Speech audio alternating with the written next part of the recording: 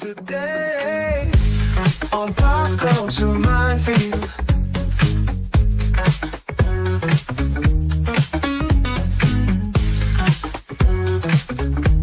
This is how it is today.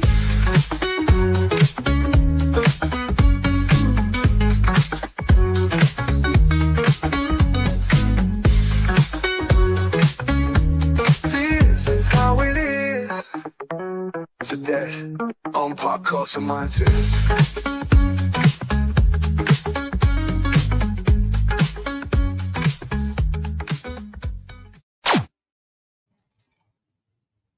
So I know it takes rocket science. I just sent the invite to Charlie through the management thing, tagging him.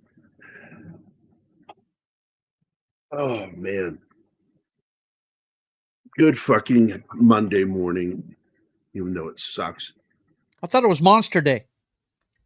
Yeah. Same thing. I don't know. Charlie was wanting to join us today. I didn't hear from him this weekend. I mean, who's all here right now? You got Don't know. Snorty is first Snorty. in the house. And Gambit. Gambit. And Chris. Oh, yeah, Chris is here. Hi, Christian. Bonjour, mon ami. Bonjour. Bonjour, Christian. Oh, Hello. yes. I need some recordings of polar bears growling. Right? Something. In the meantime, we have this.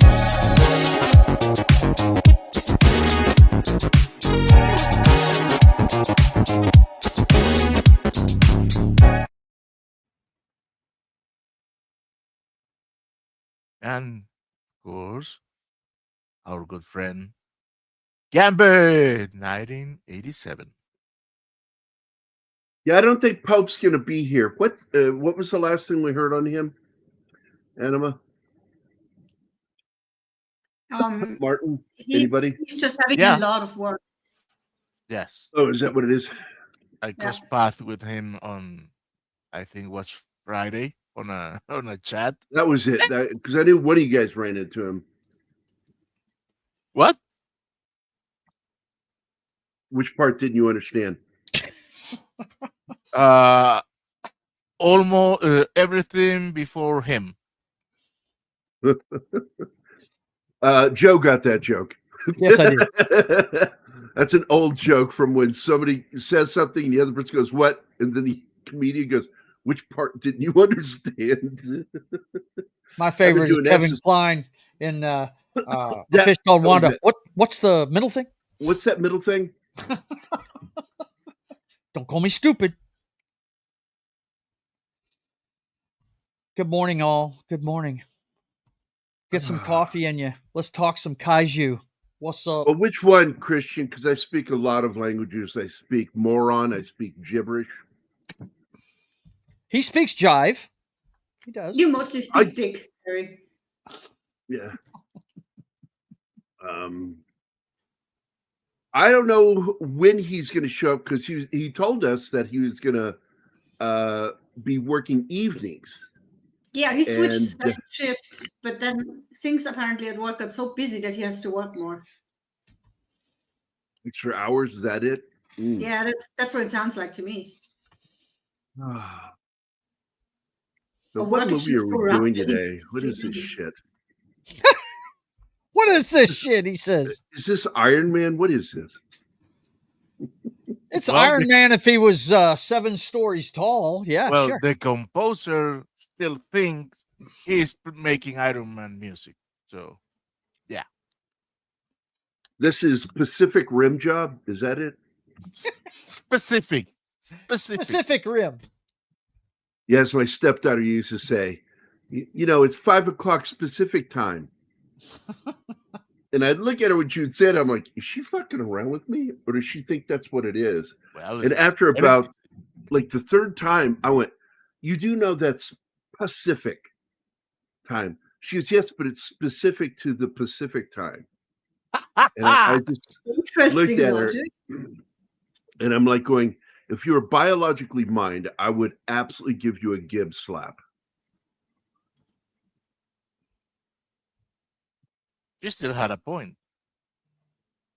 It's specific to the Pacific. I'm like, oh yeah. This is just going to be a lot of fun raising her. She was a sweetheart, though.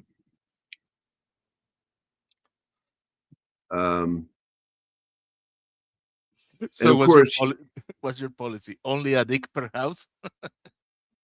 Oh no, I'm always that. Draco was God, he was a handful mentally. Good grief, that kid. He was one of those kids that, or people. I'm just gonna say that he's one of those people that if you innocently asked a question about something that he was talking about, usually dealing with, role-playing games, you better fucking, bookmark an hour to 2 hours on this one thing that he's going to talk about. And he has no sense of other people's time. And it was always funny. But I realized, once I moved away and I didn't need to be there anymore for him, because they're all grown up enough now to, take care of things for themselves. So I'm like, okay, I'm going to go away. And then like wonder when somebody would notice that I wasn't there anymore. Almost an entire 2 months went by before they realized, oh, you moved. And it's like, yeah. Oh, you didn't know we were broken up. Yeah, we were broken up the minute all this shit happened. I pretty much was done after the fire. I just wanted to go off on my own. And then I safely met a girl that lived in Croatia, so I didn't have to live with her. That's why you picked me. And it's perfect. Got it. Well, no, it's really kind of nice because I could just have a relationship with you and we didn't have to cohabitate. We could get to know each other. And it was nice. It was very nice. Yeah, So- but we're in over 3 years now, so there was enough time. Move on, USCIS. Yes. That's what they're called. So We did something's everything you going asked of on. us. Something is going on today over at Amazon's IMDb. Yes. Yeah, it's done. They had, I was talking to them pregame. Amazon Web Services had a huge outage last night, and it probably has something to do with that. I wonder if they tried got hacked. IMDb this morning, and I don't know. It affected a whole lot of things. Of course, the first thing they talked about this morning on the news was Fortnite being affected by it. But of course. Nobody cares. all your links to IMDb, you're going to get an oops error thing every time. So, that's what God, we guys, do. I hope Gambit is okay. Whoa. How the fuck do you say that again? IMDb? IMDb. That's It's not what BD. you said. You went IMDb. IMDb. There you go. That's what you And said. it's DB. Yeah. IMDb. I know, and it's fucking killing my head. I'm like, what the fuck did you IMDb? IMDb? What that is that sounds like Porky Pig having trouble saying IMDb. There you go. IMDb. That's all, folks. There you go. There it is. But yeah, that AWS had a big outage last night. It was all over the news first thing this morning.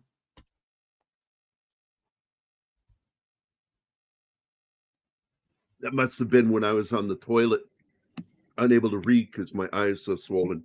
Ah, So I didn't read any news today.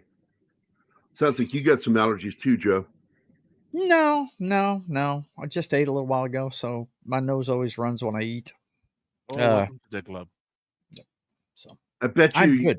I bet you're built backwards and your feet smell. Don't everybody's feet smell at some point? Mine don't. But how would you know they're so far away from your nose? You're a big guy. I have a sensitive nose.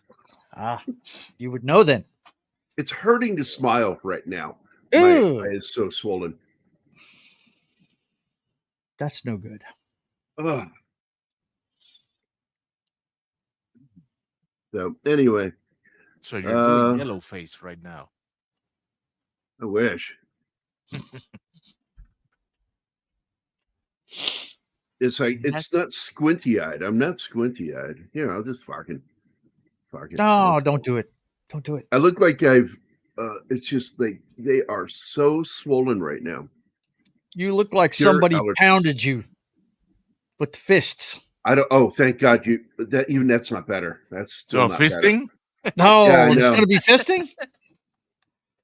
All right, I'm muting my mic. I'm going to get a protein bar. Damn it! I just took some more Benadryl.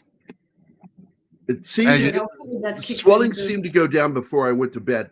What I think it is the pollen's on my sheets, and so I'm going to have to wash my sheets before the weekend. I'll probably wash them today. Yes, In between Yeah, get shows. that out of the way. Man.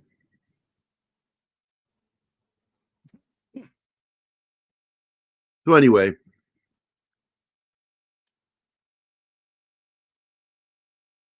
Put down some interesting trivia and stuff yesterday. I don't know if it's going to be viewable. And I'm still annoyed at Keith. Who the fuck is Wally? Yeah, he never answered that question. No. And I asked him a second time, who the fuck is Wally? Like, who are you talking about? Nothing. But I had a good evening because Xander and not Sander, Xander with a Z. Xander and I had a good conversation. He's Ultra Rob's son, my nephew, and he's down in AIT right now and telling me all kinds of funny shit, and I'm making him laugh about Army stories. And he said that they're having a huge problem with wokesters where he's at. Because it's still a problem in the military, these woke people that have signed up that are still in training. They're a problem everywhere. They'll get kicked out afterward. They'll get kicked out later. But it was good hearing from him. I still can't believe he's what? Christian is has been a member for 35 months. Oh wow! Thank you, Christian. That's awesome, dude. He's a glutton for punishment. Hey, Ariel's here. What's up?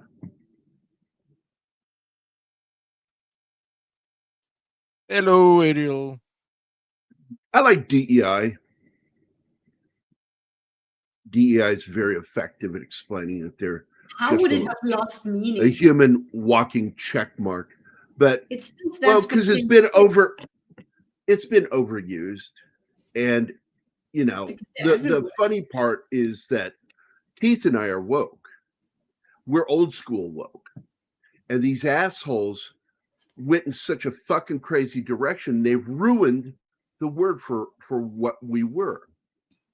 And it used absolutely to have correct. Meaning, you know, and when I say that I'm woke, that means I absolutely believe in equality.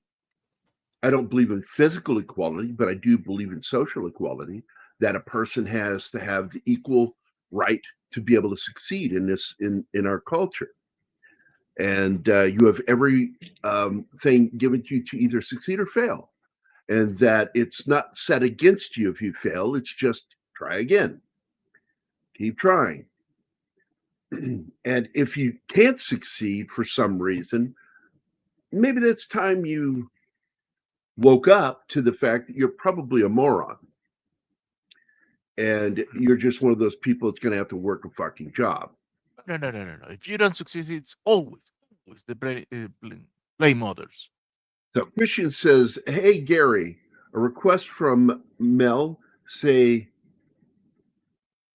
pamplemousse. I don't know that Pamplemousse. word. Pamplemousse. Pamplemousse. It's Mel's favorite French word. I've never heard that, but mousse is like a aerated dish. Oh, wait. Before we move, we need to give you a thank you video, right? Yeah. Right? I'd say pamplemousse, but I'm a stupid American, so Yeah, that's not how Okay. French works. Good morning, Alpha. For you, Christian, we have this. Pudding. No, thank you, sir. Closest thing That's- to mousse. That was a actually not pudding. It was chocolate mousse. Yeah, in the cup. Thank you for your $5 Canadian, my friend. Some think happening with liberals. My Grammy is a liberal, but she doesn't like how new age liberals are. No, new age liberals are insane. It's a form of mental illness. Old school liberalism is a little different. Not that I agreed with everything old school liberal, but my dad and I were, raised in that kind of environment. Vote Democrat. And that all ended in the 80s for both of us. And the first time I ever voted was for Ronald Reagan on his second term. They will come up with a new term. Then after we mock them, they will claim they never used the term. Well, of course, that's how it works, Alpha. Absolutely. It's like they'll disown it. It's sort of like all of the nicknames that are known for people who are gay, including the word gay, were all created within the community. But once it got out to the major populace and became a negative term, they would disown it. And I'm like, that's weird. Grapefruit. What a weird name for grapefruit. Yeah, here's a fun fact for you. That's also the German name for grapefruit, but nobody uses it anymore. We all just say grapefruit. It's archaic. Older people still It's say archaic. Pamplemousse. It's archaic. If you want to call it that, yeah. Well, yeah, if you stop using something, it's usually what it is because it's become archaic and not the new thing that you call it. What do you call it now? Just grapefruit, Yeah, but with an accent? I don't. la grape est fruit. People who suck at English or don't speak it at all, they say it really weird. But most I always people crack up when I'm watching foreign films and you'll hear like cuss words or Merde. certain other words. No, you'll hear someone shit, or you'll hear someone say fuck. And I'm like, that's so odd because they have their own versions of the words, but there's something about the Americanized cuss words, I guess. I like Felgercarb and frack. I like those. No, Well, I think yeah, they Battlestar sound Galactica. more offensive when you use them in your own language. So you're more likely to use the foreign quote unquote one and cuss in English. That's a question Except for Anima. Except if you're from Balkans, because Croatians, Serbians, etc., they swear in their own language and you can't even translate most of it. That's how colorful it is.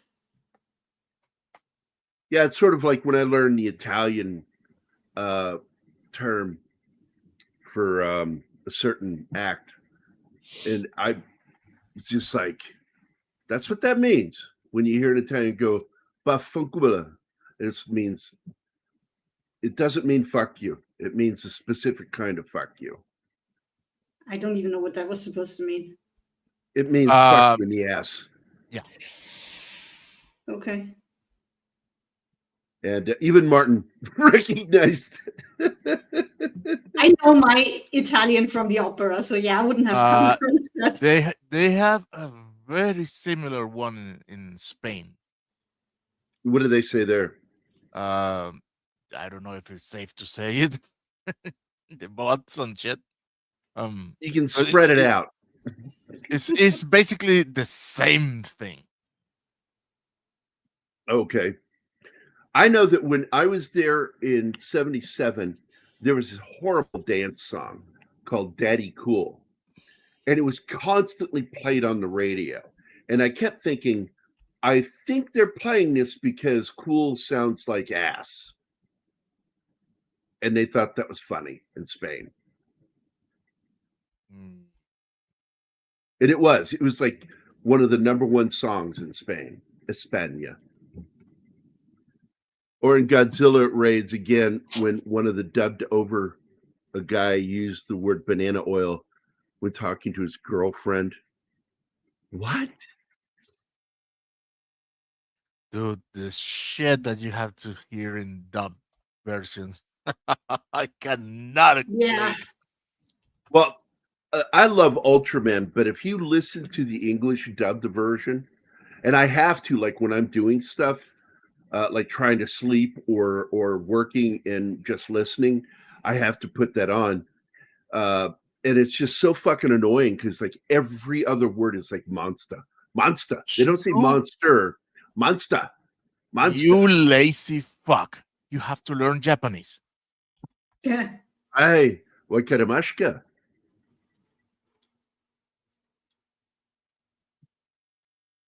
That was actual Japanese. So Yeah, I'm saying no hablo inglés. It's English. So banana oil is still like, what the fuck is that about? yeah. Someday I will relate it to you some things that I heard in dub things, and it was, what the hell? Marginally related, Tolkien trivia, Bag's Yeah. End is a little translation for cul-de-sac. Yep. Actually, cul-de-sac means ass of the sack. Yeah, the form is the bottom of a bag. That is what it is. Yeah, but cool is the word for ass in French. What is that? She was asking if it was a Triple H thing. I was telling her it's a specialty Mardi Gras bead for the Cowboys Club and Grill reunion we had this summer. Calling someone stupid? I have never heard of that one, Ariel, and I'm old school. Because you're banana oil. There you go. And I'm getting kicked. Over I there. know. Shoot. So I have so many things that I love about this film, but you have to immediately accept and buy into the things that they're doing in the film. And once you buy into those things, you have to put aside any of the logic issues you have. Yeah, there is logic do not exist in this dojo. But I still like it because he decided to go instead of cyberpunk, he went steampunk. And but it's steampunk it's a modern steampunk, which isn't steampunk, but there's no other way of saying it. The It whole gives you the steampunk feeling. industrial size fucking hydraulic system that they walk on, is all so unnecessary. And with technology, I mean, if you have technology like what he's looking at right now, you can find other ways.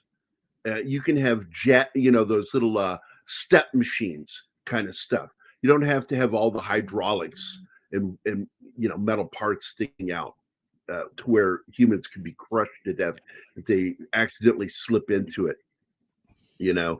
But the film is going for that aesthetic, so it's like, okay, I accept this. This is the accept.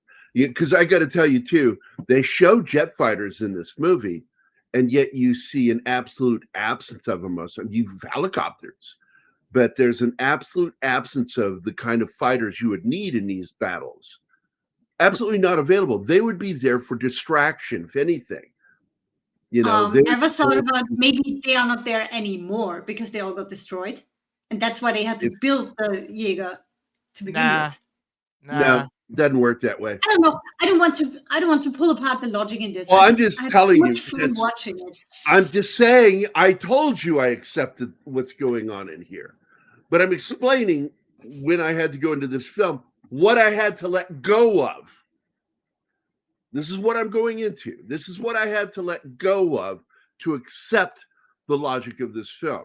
I had to let go of the fact that for some reason that's not explained, there are no jet fighters being used, even though in this kind of combat, aerial combat would be essential.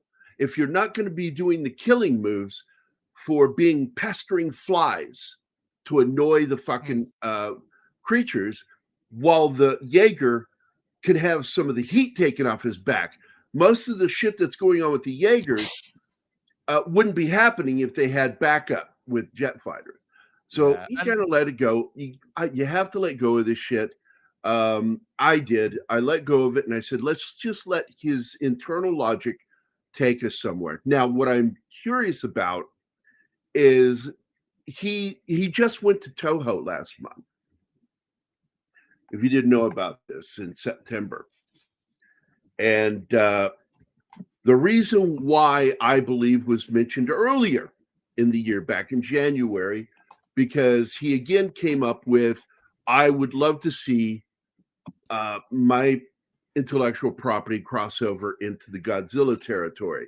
Ooh. And basically what he was told by the folks over there at Legendary, you've got to talk to the people. We're all for it.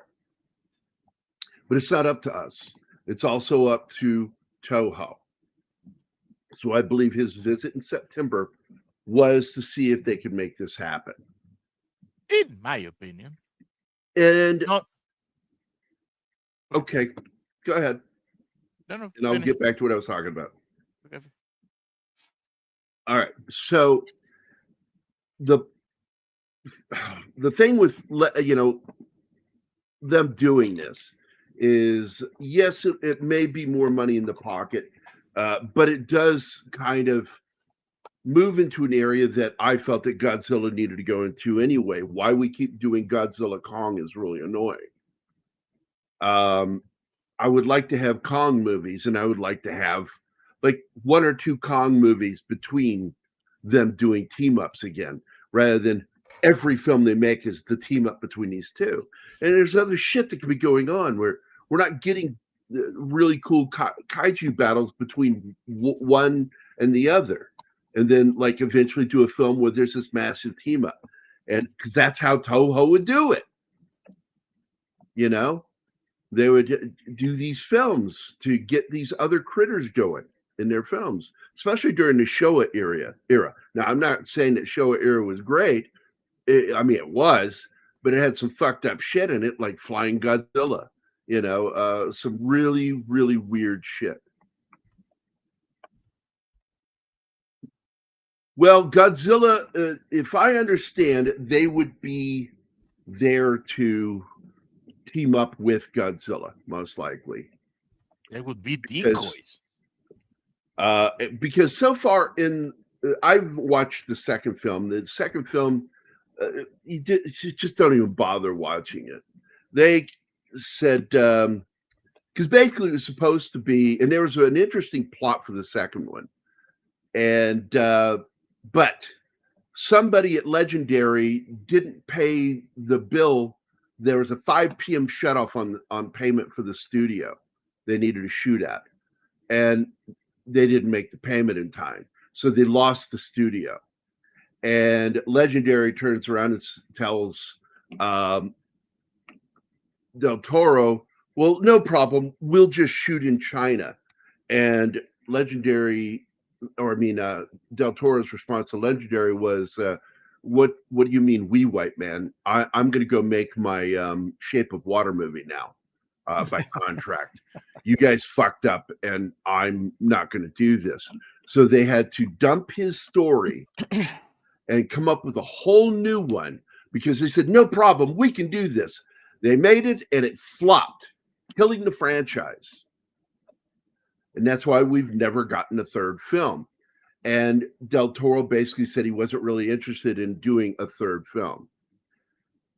But what he was interested in, this is since 2014, is in a crossover with Godzilla. And because there is a connection of one studio, it was really potentially there. Everybody was up for the idea. And the problem is Toho. So, like I said, in September, for some reason, a dream come true for that guy. I mean, he's a fucking, multimillionaire. So, the guy owns a fucking house with amazing fucking Boris Karloff sculpts and all kinds of shit in that fucking house of horrors that he lives in, which I'd love to live in. But his little boy dream came true. He got to go to Toho Studios. He got to hold the Oxygen Destroyer. If you watch the original film, it's not Destroyer, it's Destroyer. And he got to hold Jaguar Robot's head. Jet Jaguar. Jet Jaguar. And I'm like, that's fantastic. But nothing else was said. And I think he's keeping it close to the vest. Because right now, for me, Godzilla is dead. Kong is dead. They did it wrong. And worse than that, they did it. And this is why you need to be careful. They went absolutely LGBTQ with the last one, with all the fucking violet and purple and just colors that rainbow colors. Yes, it's dance club colors. And it's really fucking stupid what they did. And also the writing was really bad, and for the humans. I think they need to keep these properties separate anyway. If you want giant robots in Godzilla, just add Mechagodzilla. I mean, which has been beaten, so yeah, Mechagodzilla was there, but he wasn't really Mechagodzilla. I like this scene. I'll pause it for a second because I like when he's with his son and he's walking along the beach looking for metal, and then all of a sudden it just starts reading, and he lifts it up, and he's still getting a reading up in the air, and then he looks out, and here comes one of these giant Jaegers walking onto the beach. That was absolutely one of my favorite moments. You left out that just before that happens, the son was bitching and complaining that he always has to go along and they never find anything cool. That thing shows up. Well, then they find a toy robot in the sand. One of them from when I was a kid. And by the way, it's the exact one that they do an homage to in this movie. Because when I was a kid, my favorite one was the toy robot that walked so many steps and then it would stop and then flaps would open up on his chest and the laser cannons go. It would light up. Some of them shot sparks out. Yep. And but those were considered dangerous, so they just had the light up ones eventually. And that is the robot that they find. The one with the opening door. And they have a robot, a Jaeger, in this that has the chest that opens up just like that with the multi-cannons in the chest. And I'm like, I know exactly what this movie was about. It's not just a passionate love for kaiju. This was a movie that was a passionate love to the toys of the 60s. And that's really what it is. And so I kind of appreciate that as a kid who grew up in the 60s. Okay, I did not mind Godzilla's purple coloring. I did. That completely went against character. And Toho's still involved with it. Like how that got a greenlit, I don't know. Because that's not the colors that Godzilla has. Also, when he starts going overpowered, it's bright fucking red. They show it in the film once. And then they start going all lavender. And it looked like some sort of Bed Bath and Beyond fucking Godzilla. And I'm like, no, thank you. So I just, I did not like that at all. You're just a blue supremacist. I am. Racist. There's only one woman with multicolored hair that I will be friends with, and that's Joe's wife. There you go.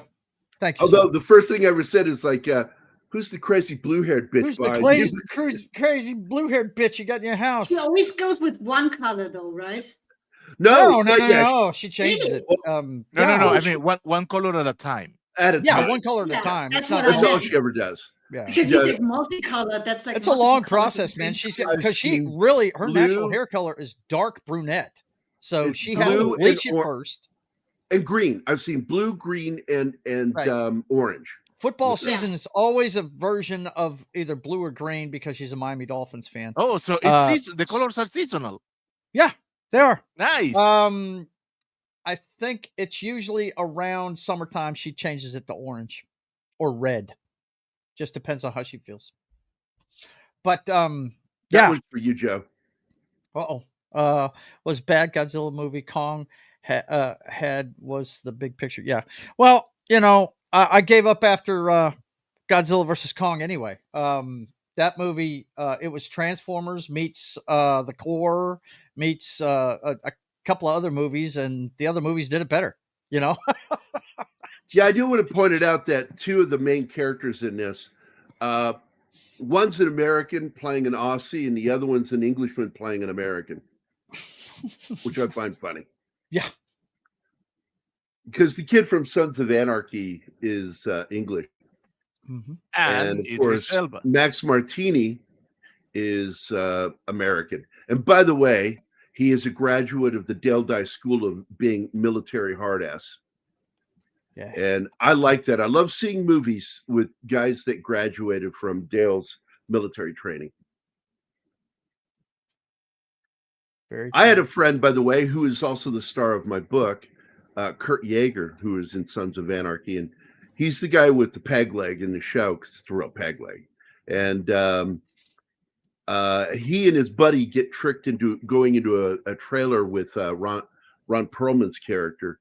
And they walk in and they're expecting to kill some dude and he's not there. They're like, "Hey, man, he's not here." And Ron Perlman goes, "I know," and then shoots both of them and kills them. That was the end of my buddy being on Sons of Anarchy. Nice. I like the breaking up here to show the logo. I thought that was cool. Nice logo reveal. Oh, I thought you were gonna say nice beaver. Nice beaver. It's different. Well, they've established it a few times and over the years, and I kind of liked it the first time you got a hint of it in this franchise until they decided to go purple with him, and I'm like, I'm out. Yeah, Burning Godzilla. Love Burning Godzilla. The purple was more natural buildup from radiation instead of a massive hit from nuclear weapon. Yeah, but they changed the colors. Like his spines. Much better. And the blue looks so much better. Purple looks weird.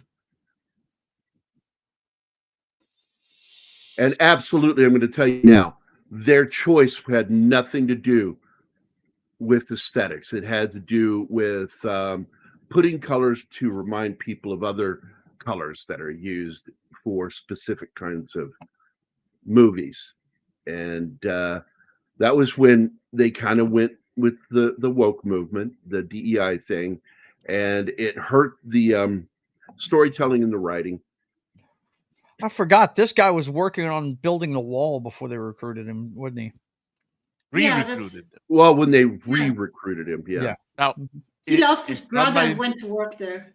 Right. It's not my intention to trigger anyone here, Gary. But again, I saw pink. I didn't saw purple. I saw it pink. What can I say?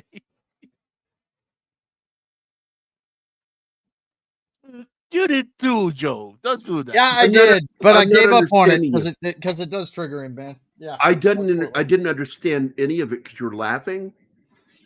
He saw pink. He didn't see purple. Where? In that last Godzilla movie. That's what There he's is saying. pink. What ends up happening when you start to add the white to these colors, it begins to thin out, and you end up with pink. And I'm going to trust me recognizing colors over the two of you because I'm the one who makes a living coloring. Okay, I know how to mix colors for art. You played right into his And hand, so- Gary. You played right into his hand. No, I'm not triggered by it. I'm not mad. I'm just like letting you know. I don't give a shit what you guys say. I know what I know. He's building a wall. That's a nice incentive to be on a panel. Yeah. It was pinkish purple. What are we talking about here? Pinkish purple. The wall. Please. Okay.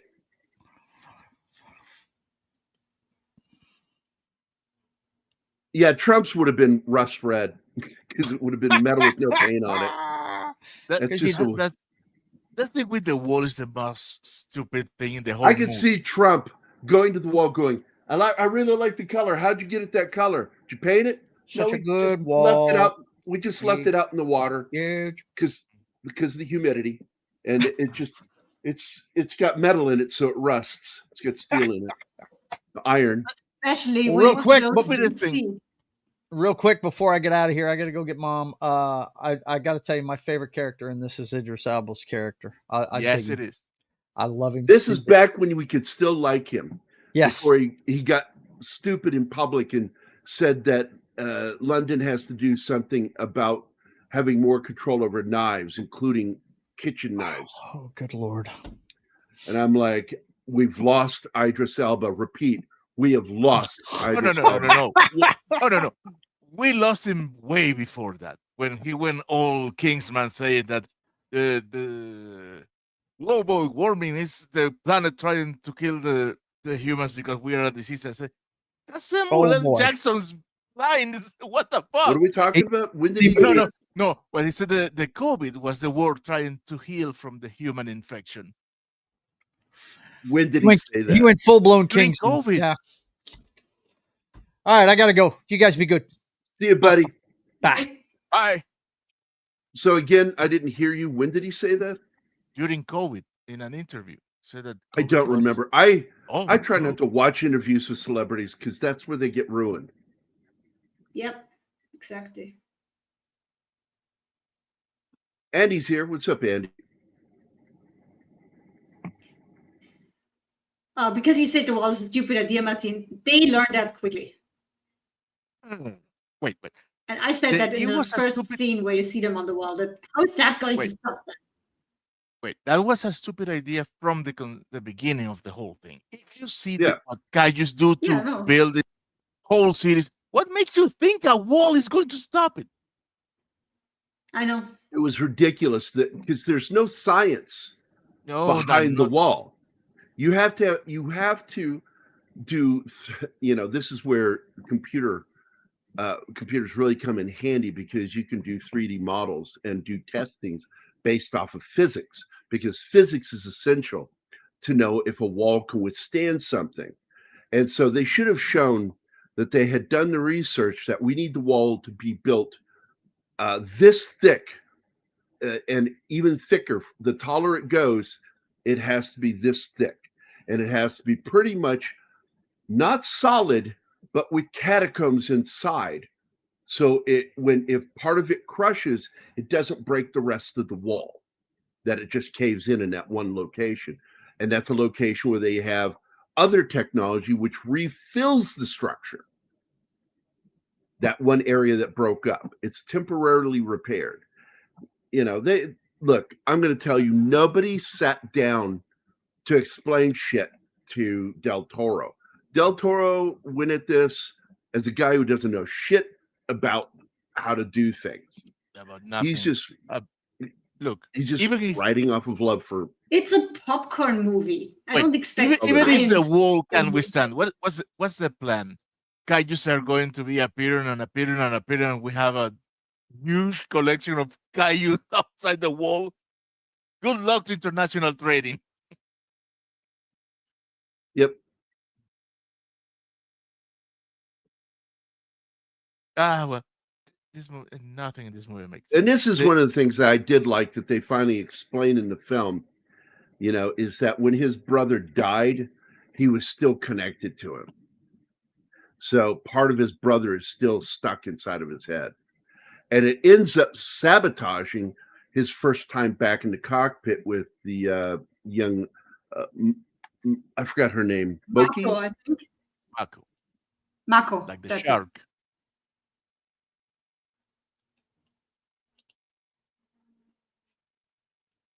Yeah, see, that's bullshit. You can't. They never trust the government that wants an unarmed society.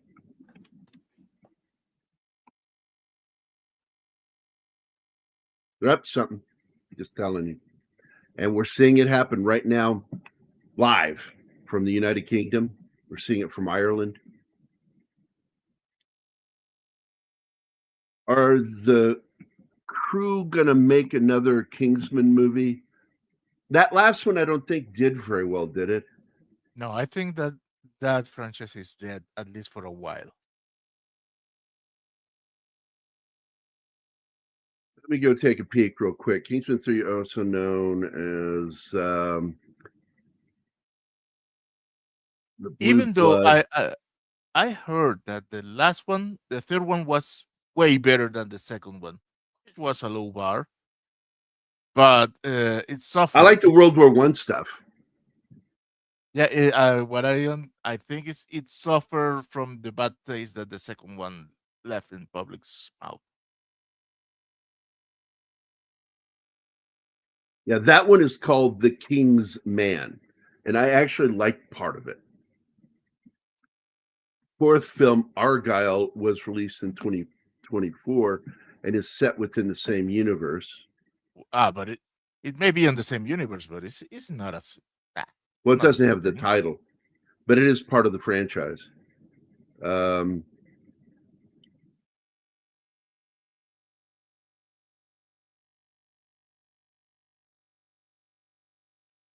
Kingsman: The Blue Blood was announced and is in pre-production right now, I guess. Oh, good for them.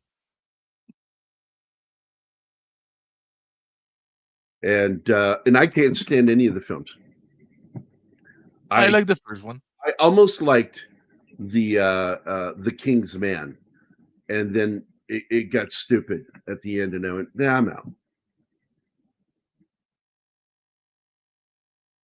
Boy, you want to talk about disappointment with his and Guy Ritchie's King Arthur film. Oh my Ah, gosh. yeah. But then Guy Ritchie turned around and made a really good film with him in it called The Englishman or The Gentleman, which I really liked that movie.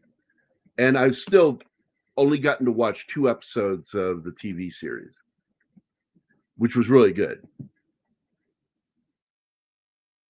Yeah, she is gorgeous and she can actually act. Yeah.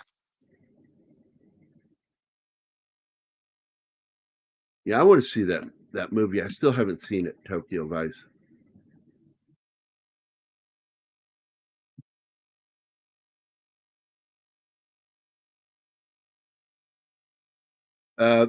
Sometimes if he gets things done quickly, he comes back and rejoins us.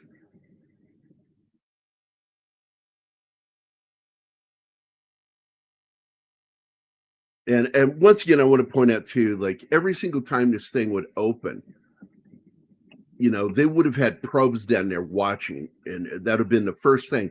The minute that the Kaiju is being occupied in one place, they would have ships and stuff going to that portal, trying to set up ways of monitoring it better and figuring out it takes them later to figure out that there's a barcode on one of these things when they come through, and they can only go through if they have that code. Somebody would have figured that out. I mean, I don't know. This is written by somebody who was passionate about something but didn't take the time to Think twice. To think about the physics, the science, the tech.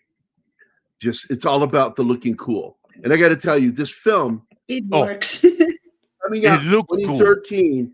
Is gorgeous. Still. And I not on 2013. Still looks good. I mean, yes, it looks good today. And the way he decided to use lighting that was physically there rather than with like how are things lit at night in a Godzilla movie? It doesn't make sense. But the way he does is he shows like there are helicopters hovering around the battles. So you get these floodlights on them. And I just love the way it looked. Yeah, she's super gorgeous. Yeah, she is. Oh, yeah. The thing about sending ships down there is the visibility is 0. So they wouldn't see anything anyway. Yes, And I will point out. You do have sensors down there to tell them that another one has just come out. I guess Yeah, but if you can get sensors down there, they would be doing heavy research on this stuff. I mean, these are things that are important to fucking find out. You have people doing research. The Funny Geek. They're not very good at it. They're terrible. He's not. Yeah, they don't. He's not even brought into it. Yeah, him and his weird buddy. They're both fucking nerds. And there he is, right there. This guy usually plays a villain. It's kind of nice to see him play someone that's not a fucking villain, because he's always a fucking villain. Because he looks like one. With a face like that. Oh, yeah. I mean, he's even the villain in the the Godfather movie. Miniseries. He's the guy that's the head of the company, that Gulf Western, that owns the studio. And he's German. And so he does a German accent the way an Englishman would do a German accent. That is the way we do things. You know, and so, but he's great in it because he wants to destroy Robert Evans, you know, and bring him down. But he's making him so much money, and he hates him because he's a real creative type that got put in charge of a studio. And he was brilliant. I mean, but I keep pointing out, you know, Kathleen Kennedy lays one turd after another, not fired. But Robert Evans, man, guy just kept laying golden eggs, and they still wanted to fire him. So the studio system's all fucked up today. If you can't do your fucking job, but you're the gender that can't be fired, they won't fire you. So Kathleen Kennedy kept her fucking job only because she was a woman, not because of anything she did. She cost that studio so much money. Lucasfilm is still in the red. Let me put that into your head. Since they spent that $4.5 billion to buy Lucasfilm, they have still not turned a profit with Lucasfilm. That's 10 years ago. And so, what was that last comment? Why didn't they use their resources to make better laser weapons instead of? Yeah, look, you're asking. Because Guillermo wasn't hand-to-hand combat. He wanted hand-to-hand combat. That's it. He wanted to make a movie, and instead of creating a world where this is what they're forced to do, because I would have had the EMP thing take place at the beginning, showing that we have to completely go the way that they do in the movie. Analog. They have to have things work old school with diesel. And boy, that would have explained so many things right at the beginning. No, it makes sense though that they did it that way, because that shows that they learn, they adapt. I don't want by having them attack normally at first, and then there's no argument with what I just said, Martin. Yes, what would you have a problem? So you get knocked into the Stone Age, and you're forced to use machinery that can't be damaged by EMPs. Yes, that is a good idea. That's what I fucking said. Yeah, except that it was done badly because there is no way all those systems are an analog. No, I didn't say that's what they did. I said you frustrate me sometimes when you try to make an argument that is not against what I said. I don't know how to argue against that because you're not arguing with me.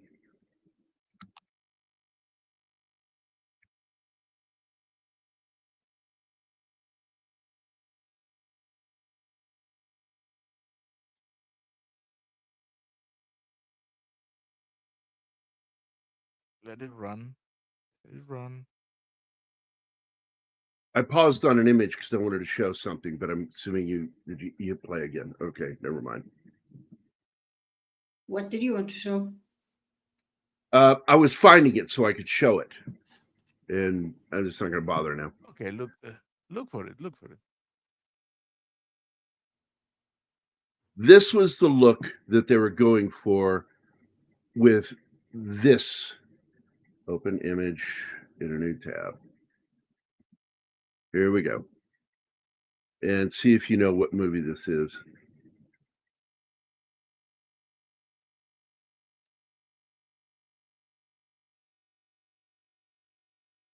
Scott Pilgrim.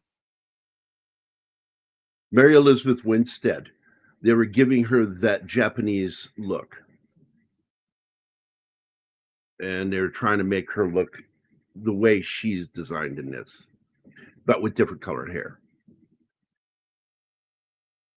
But that kind of bob hairstyle looks really good on women. Specifically women with that shaped face.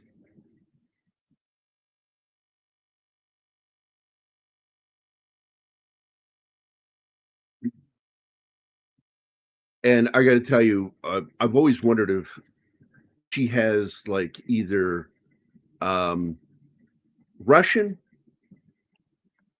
or possibly Icelandic or something with Mary Elizabeth Winstead, because there's something that looks just a little Asian with her, with the shape of her eyes and her face.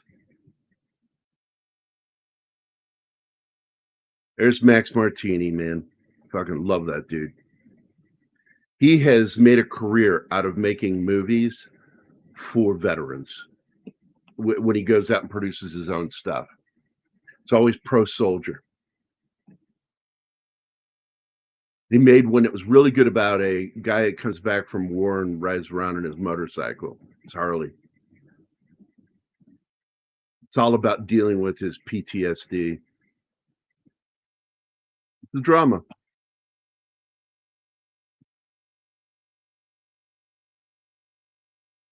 Hey, is IMDb back up yet, or is it still down? I think still down. Oh, yeah. Now it's 502 bad gateway. Nothing's loading. Holy shit. They are still busy fixing Fortnite. I just picture Andy like really tiny to me and just hammering my chest. Leave me alone, you big brute. Like me, you mean? Yeah, like anima sized. I think you just did twice, Gary, but you said this was supposed to be steampunk. It's clearly steampunk in its design. I don't think it is steampunk, but he wanted it to look steampunk because he likes that shit, man.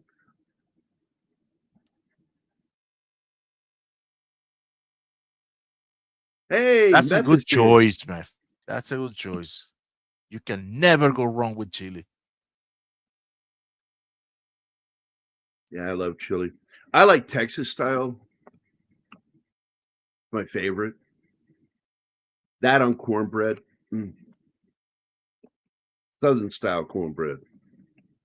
I hate cornbread.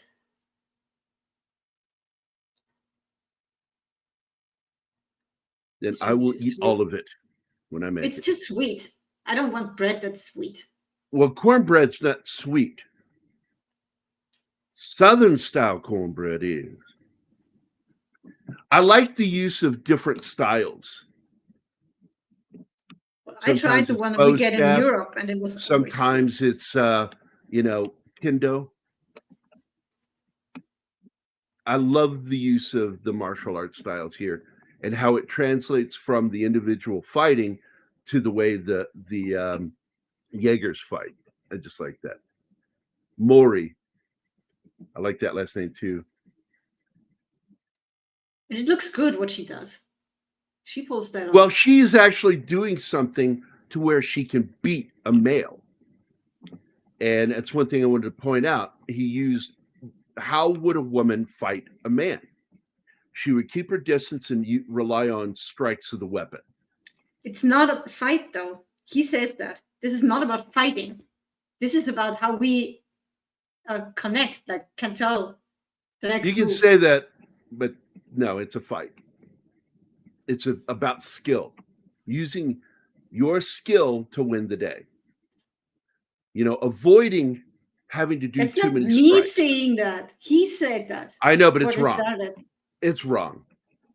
As somebody that fought all three different styles of pugilistic fighting, from boxing to martial arts to even hand-to-hand and weapon combat. It's just, I'm telling you, what he should say in a combat, because it's called combat. Combat means fighting, and combat training means your goal. Oh yeah, Anima called it right there. What? The bloody nose. Oh yeah. It's the rule. When you see a character with a bloody nose in movies, they are fucked. And it's the same rule for stage. When somebody's coughing in the first act, he dies in the third. Same thing. God, the kaiju action in this movie is amazing.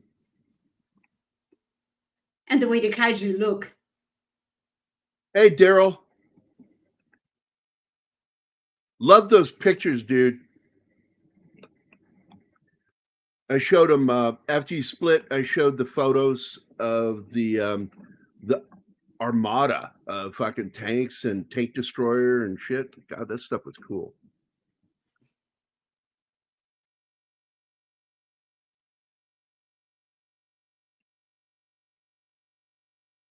So, the rule of the military is you prepare your next war for the last one you fought. It's how all our militaries work.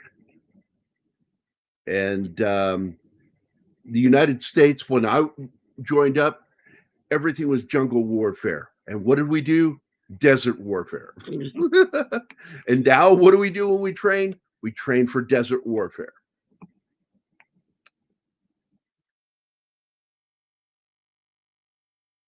Looking really cool, dude. You should promote your stuff on our channel, man. I like it. Hi, Martin. I can't text too much. Sorry. I need my hand. What's the other one doing? Phrasing? What do you need the hand for? Jesus Christ. Yeah, just He's one cooking. hand. What do you say here? He's cooking while lurking. He's lurking while cooking. Yeah, it doesn't sound good either way. Nope.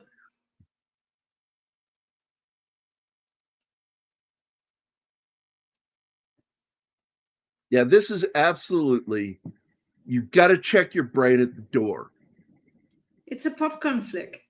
Yeah, it's a film where you just accept it and go with it. Sort of like that poor girl that's getting ready to do one of those gnarly scenes in a porn. Just let it happen.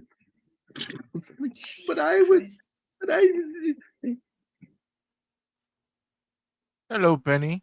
Hi, Penny. Hi, Penny. Oh, he added the S for plural.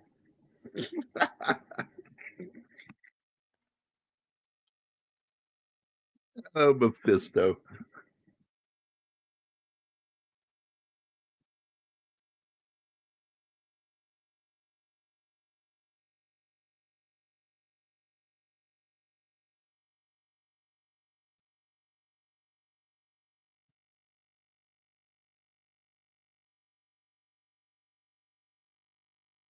Man.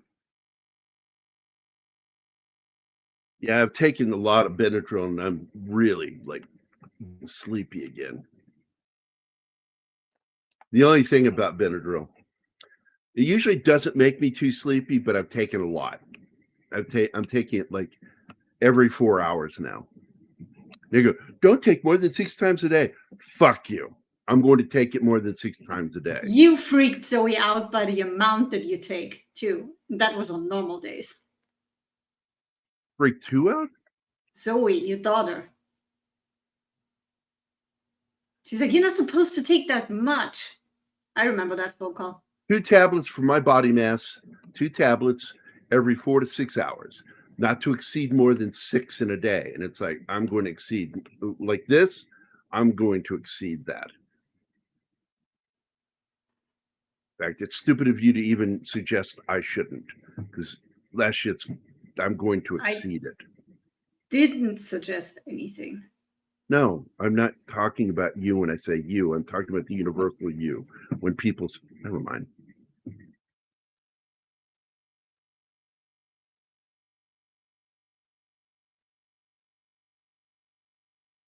Oh, I think Gambit wants to see the polar bear again.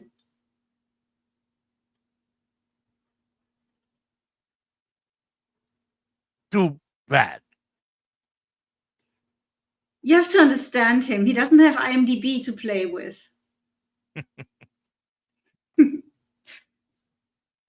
Still too bad. Or like Don says, tough cookies. Yeah, I love when he says that. oh, he looks like an old lady there.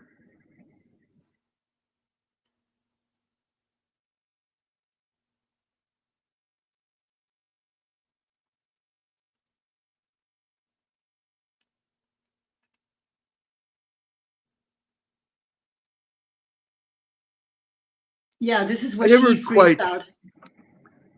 Well, yeah, he triggers it. Yeah. And she goes right back to her childhood trauma. Because of the fact that his brother died still in his head. And that moment triggers her to do it. Because she does. watched her family die, yeah.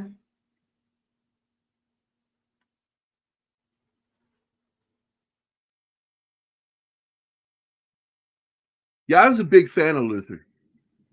I still haven't seen the last movie he did for Luther. I don't know. It had gone on so long that it was now into the DEI BBC, so I just assumed it was going to be bad. And I got to tell you, England, Great Britain, all of Great Britain and Ireland are not populated. The people they have as law enforcement aren't real cops. They're jackboots. And they drove the real cops out. They sent them out into retirement, early retirement, and just they left.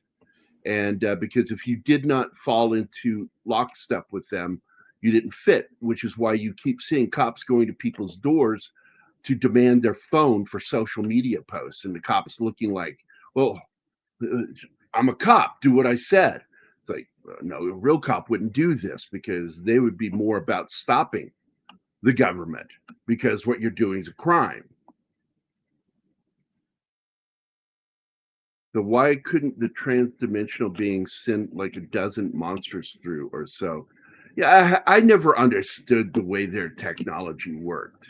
Seemed to me you would just want to flood this world with all these kaiju and give them nothing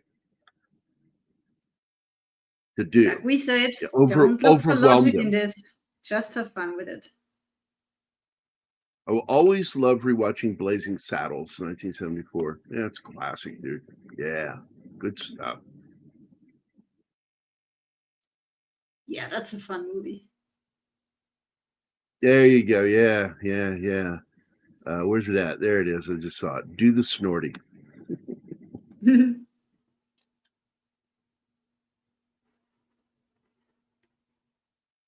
Yeah, see, you fall in with that question, you fall in line with what Martin and I were talking about, with all the shit that makes no sense within this universe. Well, to be honest, we don't even need laser guns. We have hyper thermobaric bombs. We have tactical nuclear tomahawks. We have everything to grind them to dust at a safe distance. Yep.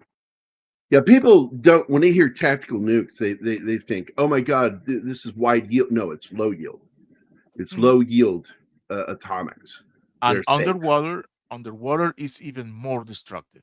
So I don't see the point of Jaegers. But without the Jaegers, we wouldn't have this beautiful woman on screen right now. So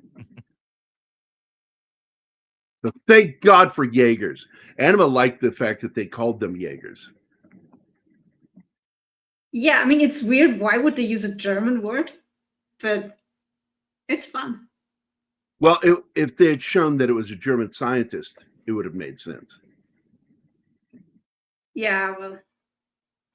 But anyway, Jäger is the German word for hunter. I just got tickled because they used it. I think maybe he discovered the word in a bottle of Jägermeister. Maybe. By the way, I did like something that they talked about called the neural handshake, because it's really what it is. And I'm like, I like that he used terminology in the film like that. I did like that.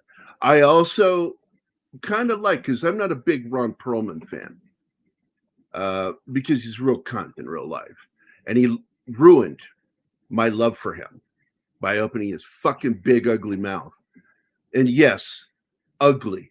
I mean, my God, his high school picture, I guarantee you what was written underneath was single most likely to play a monster on screen and not have to wear much makeup. They do that in America, most likely to, if you guys don't know that in high school. I guess it's We mostly have an American nothing thing. alike, so. Yeah. In America, there's always this thing, most likely to succeed, most likely to fail, most likely to become an actor, most likely to become a doctor. And for his was most likely to play a monster on screen and not have to wear makeup. That's weird. Because he's got an ugly face. I mean, Hellboy, they threw pretty much like a chin and fucking horns on him. Yeah, no. And some Didn't red need much for makeup. that. The rest with his face. His first big movie was Quest for Fire. He was a caveman. He was in Again, Conan too, right? No, what? No. no. He was in Oh. Blade 2, which was directed by Guillermo del Toro. I haven't seen that.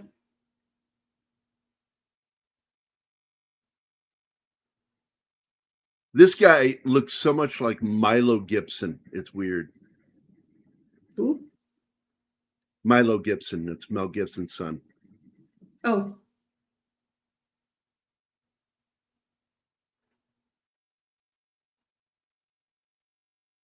Yeah, again, this is fighting. They're just doing He's an less asshole. clicks. He is such an asshole. Oh, yeah. Even his own dad says he is. I Yeah. like that. Apologize. What Conan reboot, Brewer? That is not. Oh, a yeah. Conan There was reboot. supposed to be. No, That is- this one was supposed to be good. He was in the game. And the game was pretty good. And the game was supposed to lead into a new series. And it just didn't happen. It fell through. Why? Because DEI. It was supposed to go on at Amazon. And the person that took over was the same person in charge of Wheel of Time and the Lord of the Rings bullshit. Same person. And said that Conan was too masculine What? and canceled it. Yeah. Yeah, Arnold was attached at one point to finally do King Conan. That fell through, and I blame DEI for all of it. That's what all this shit was going on. This little girl, God, I actually got emotional watching her. Good little actor. Yeah, she's great. What Conan reboot? Oh, that Jason was Momoa? awful. Yeah, just yeah. That doesn't exist. No. What? That's- I made the mistake. I made the mistake of seeing that movie, and my review was its movie felt like it was written by some 11-year-olds that didn't know how real men talked, but wrote what they thought real men talk like. And they forgot the big rule with Conan: less talk. more action. Absolutely. Yeah. Conan doesn't talk much. He's a man of few words. He's a man of action. And if he says something, it's important. And what do? They got Jason Momoa riding around on his fucking horse, talking like a 16-year-old girl on fucking prom night. Just not breathing, just fucking talking all the time. Oh my God, that movie was so fucking bad. And I can't unsee it. Because I thought Jason Momoa looks like the artwork. Yep. And I loved him, man. I watched Atlantis. I fucking loved this dude. I'm like, fuck yeah, this is the right guy to play a Sumerian. Oh my God, they made him gay. What the fuck? No, he's not gay. He's still attracted to women. He just won't shut the fuck up. Talks all the time. Oh, I fucking hated that movie so much. The only thing I hated almost as much as that fucking movie was, before I even go to that, the other thing I hate about that movie is the fact that it chose the exact same name, Conan the Barbarian. So if you look up Conan the Barbarian, you don't get what you're looking for. Yeah. Oh, that's stupid. But the other movie was The Prince of Persia. Was almost as bad. And Wow. I don't blame the kid. It's these fucking people that they hire that are terrible writers. That game was fun, Prince of Persia. And I heard it was going to be a film, and I liked the kid. I'm a big fan of Donnie Darko. It is one of my favorite films about string theory that uses it correctly. You don't even like string theory. No, I don't think it's what it is. I think that the problem with string theory is it can't be tested in any way. And there are other theories that can be, but the king of physics says you're not allowed to talk about anything else but string theory. So I'd say his name, but you're not supposed to say his name in public. Because if people found out that he was the king of physics, then everybody would get, and he's still alive. The guy's been around for forever.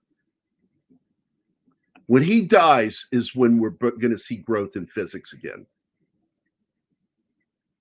So until then, we got string theory and then movies fucking it up left and right. Marvel, their idea of how string theory works is so fucking goofy. Yeah, you can have different people playing the same character. No, that's not how string theory works, you dumb motherfucker.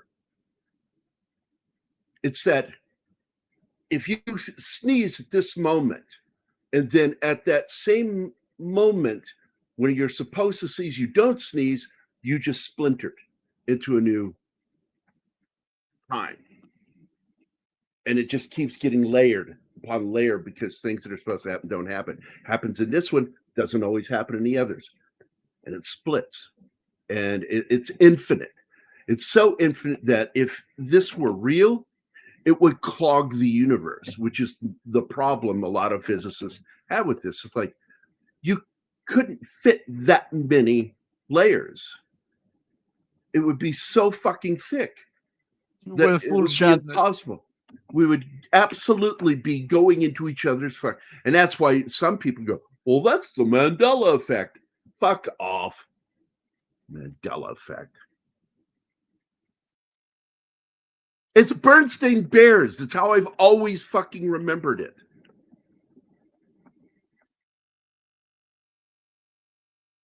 Aren't they artifices meant to reconcile certain aspects of math and physics? Yeah, but they don't work because they create their own problems. And nobody wants to address the problems they create. Marvel had a chance to have some real fun with that. And they chose, we're going to use stuff from science, but not use real science to show how it works. This gives us a chance to have multiple actors playing one character. And I'm like, oh my God, that is not how physics works. You dumb motherfucker. Fuck, I hate Kevin Feige. Dude, they have a big physics problem with Hulk. So, First of all, you got an actor that is, people go, he's a really good actor. No, he's not. He hasn't made a good movie since that movie he did with Vincent D'Onofrio back around 2000. And that movie was saved because of Vincent D'Onofrio. Let me go see what that movie was. The Brothers something. well, I like him in Eternal Sunshine of the Spotless Mind, I don't like that movie. but it's For perfect. you. It's perfectly not good.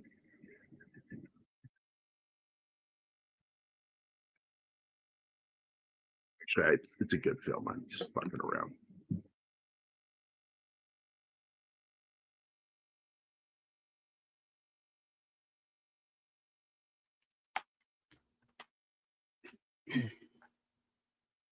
The only thing good about Mark Ruffalo is his face makes for a good Hulk.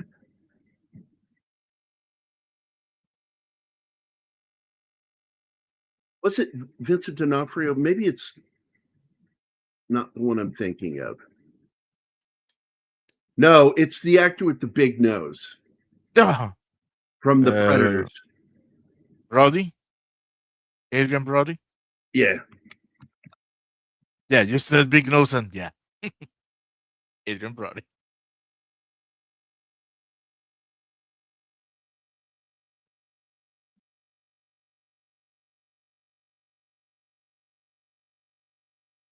The Brothers Bloom was the last thing I saw Mark Ruffalo in where he was actually enjoyable on screen. And I did enjoy that film.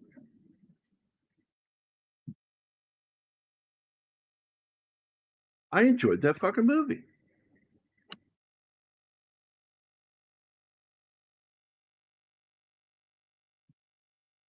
Adrian Brody shocked me with Predators. Yeah. Why? I went in thinking, oh, this is going to be fucking awful. I like that fucking movie. I really Because- prefer the, I don't know if the fan cut or director's cut, where you get more explanation on the, Lawrence Fishburne's character. I didn't know there was another. Because there was more. movie. There was more to his character and shit that he was doing. Now I need to find it. And anime is because I think this was his first action movie. He had always played, and he bulked up because he was gaunt, and he hit the gym, and his whole demeanor, the character's nature was a What big are you two departure. talking about? What are we talking about real quick? Why did he surprise you on Predators? Oh, yeah, because he's a dramatic actor. Absolutely. And this guy is like known for doing drama. And he fucking goes into a film that's an action film. And when he fucking went shirtless, I was like, this fucking guy wanted this movie. And that really warmed my heart that he wanted this. And he fucking bulked up and fuck, man, he was good in that movie. That whole movie was great. My favorite scene is the samurai scene. Because you have people from different like eras that are sent to this fucking planet to be hunted by predators. And the one dude goes fucking weapon to weapon with that fucking predator, man. And he did his damage. It was fucking good. To me, I think it was better than Predator 2. Yes. by many orders of magnitude. And I love the play on the word predator. because one of the characters that got sent there is a sexual predator. Well, they are all predators. They're all predators of some sort. Exactly. The one guy's a merc, and his job is to go out and do H&K, hunt and kill missions. That's Brody's character. He's military. I thoroughly enjoyed that film.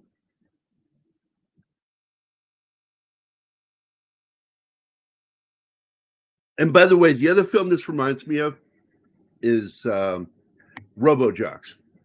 I like that movie. I think Charles Band and Full Moon Pictures made some really good stuff on the next to zero budget. And it was old school animation. And they used Go Motion style animation.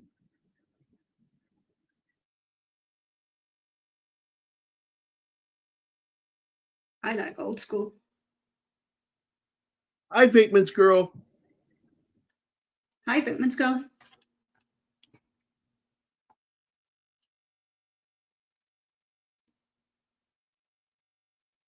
Oh, wait, I missed this one again. But which one are you talking about here? Music score, nostalgic style. Oh, it was released in July 12th, 2013 in 3D, Real 3D, IMAX 3D, and 40X.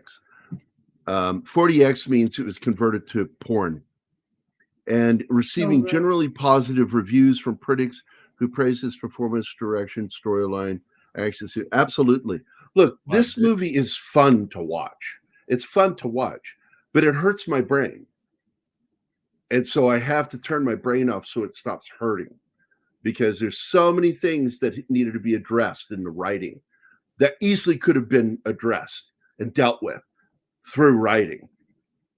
Yeah, And, I kind of expected that when I saw the gigantic robot fighting Kaiju thing. I was like, yeah, I'm going to just check my brain. But then you lean just back and have fun. checked your brain and you had a blast. And I loved your reactions to some of the scenes. Like, because you heard me like going, I'm like, fuck. And you're like, I know. And you're like laughing. And it was really fun to watch.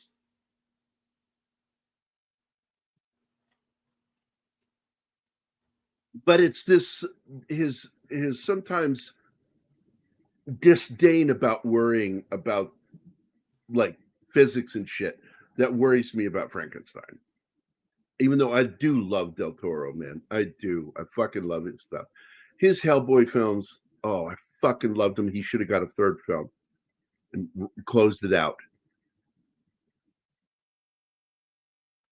Liked where he was going. But I would have liked the third one to have actually been a horror film. He's incapable of that. Because I liked the attempt they made with what's his name? Another fucking lefty. No, the other Hellboy. Oh no. I liked the general idea of it, and I watched it, and I'm like, God, you guys had such a good idea, and you went nowhere with it. Baba Yaga, fuck, man, this could have been really good. But this new one, I still haven't watched. I've been told by other Hellboy fans going, no, it's good. Yeah, this is scary. pure Hellboy. It's like Hellboy's. It's the closest thing to the comic that they've gotten. And I love the comics. I mean, I'd given up comics, and Dark Horse brought me back. Kind of. I just really liked what they did. I liked Dark Horse. And, I owe it all to Dark Horse Presents, if anybody remembers that, back in the 90s. No, I didn't see that. It was one of the best comic books out there. And you had 3 stories per comic, short stories. And they would just really engage. Then you'd see the other artwork. And I remember, and I said this to Dave when we had him on. I said, I remember I picked up the first fucking comic with you, that you did was, I can't remember, was it Dark Empire? It was one of them with Luke Skywalker. And I picked up that comic book at my favorite comic shop and looked at that artwork. I said, this fucking Drew Struzan stealing motherfucker. How dare he? How dare he paint like Drew? I was so aggravated with his artwork when I first started seeing it. And he did Predator versus Aliens. He did all kinds of stuff. And I hated him at first. And then it grew on me. And now I'm friends with him. And he thought that was funny that I resented him at first. Because, and we talked about it. We were both students of Drew Struzan.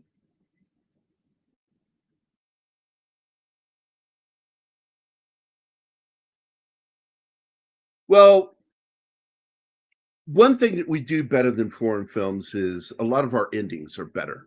The French ruined storytelling by making every film a downer ending. And it's like, look, man, I agree with you. The odds are against you to end with a happy thing, but it's okay to occasionally do it. Stop rejecting it wholly. It's too American. It's like, suck it. Suck it. And even the French early on had happy endings. I mean, have you ever seen? They do like that dark endings, though. The French. It's Jean-Luc Godard. I'm trying to remember who did Beauty and the Beast. The Beast, the Belle. It's Jean-Luc Godard, right? Isn't that who did it? Le Bête et la Belle. Le Bête et la Belle. Is it that way? Okay, I thought it was the other way. I love that fucking male, movie. La is female. So yeah, Bête is Le. And Belle is La. Quickly answer the question if you know it. I'm looking it up. That was, it is to this day my favorite version of Beauty and the Beast. There are horror elements to it.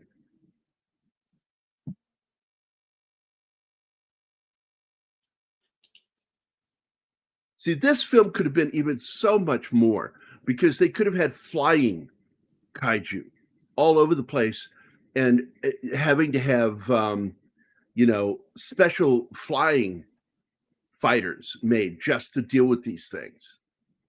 And you could have had like Marvel style aircraft carriers in the sky launching because it was the safest place to launch from. Peter North happy ending? 2014 movie, Beauty and the Beast? No. Yeah, that's the the one that with keeps Vincent coming up. Cassel. It came out either 47 or 54, right in that area.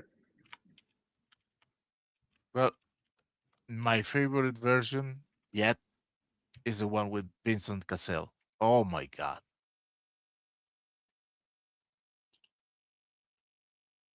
Jean Cocteau. Jean Cocteau. I fucking love that movie.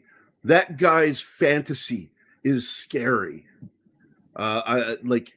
He's walking down a hallway of torches being held up by hands, and they move, and it was so fucking creepy. Well, that whole castle is cursed. All the people who work there are turned into objects by that spell that turns him into the beast. I found it. Also, I love the makeup in that movie. He looked like Chewbacca.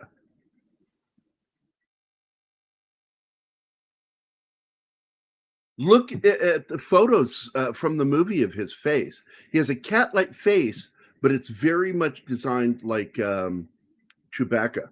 Gigantic whiskers, according to that poster here. Yeah, he's designed to look like a cat. Yeah, that's a painting, and it really, I love that painting. I love that movie. If it's on, I will fucking stop what I'm doing, watch it. And by the way, I feel sorry for anybody who doesn't get this joke.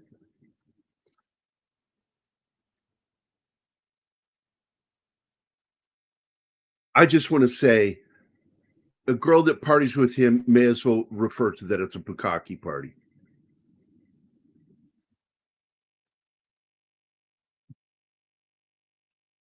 Why? Just why? Oh, I'm sure. I'm sure. I've heard that. I despised, and it wasn't until I got into the countryside that I started liking the French. Parisians just good God. If I met one that I could have liked, they were so fucking snobbish and pretentious in everything they did. And the one time I had an experience in Paris that wasn't feeling like that was with prostitutes. That because I had a hotel room when I was a kid with my dad in Pigalle, which is the red light district, and the cops were nice, and there was this restaurant we ate at where the husband and wife yelled at each other from one side of the restaurant to the other, and it seemed like that meal was going to end in a murder. And it really did. It really felt, and I got nervous. And I kept talking to my dad. I said, maybe we should go. He goes, no, everything's just fine. I'm like, she's in the kitchen yelling at him. He's out there serving food, yelling shit back at her. Almost like he's Italian because he used his hands a lot with her. Throwing his hands out very. Judging the French by Paris is like judging the USA. No, you really kind of expect it because it's so bad in Paris. And then I got to the countryside and it's so fucking different. And I never wanted to leave Versailles. It was so beautiful. And the people were so nice, shop owners. And even if they didn't speak much English, they would try. The French, They hate English. Even Parisians, if they even speak English, will say they don't because they're such pricks. And there's a difference between being a dick and being a prick. They not only sound different, even though they describe the same organ. The fact is, when it comes to personalities, dicks are just guys who don't put up with other people's bullshit. Pricks are people who put out bullshit. But yeah, I agree with you. It's like it's a difference between night and day in the countryside.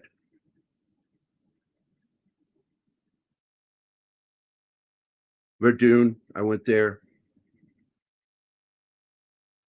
I even went to the French portion of I just forgot the name of it. Because you have the Italian, you have the French. It's where all the gambling casinos are.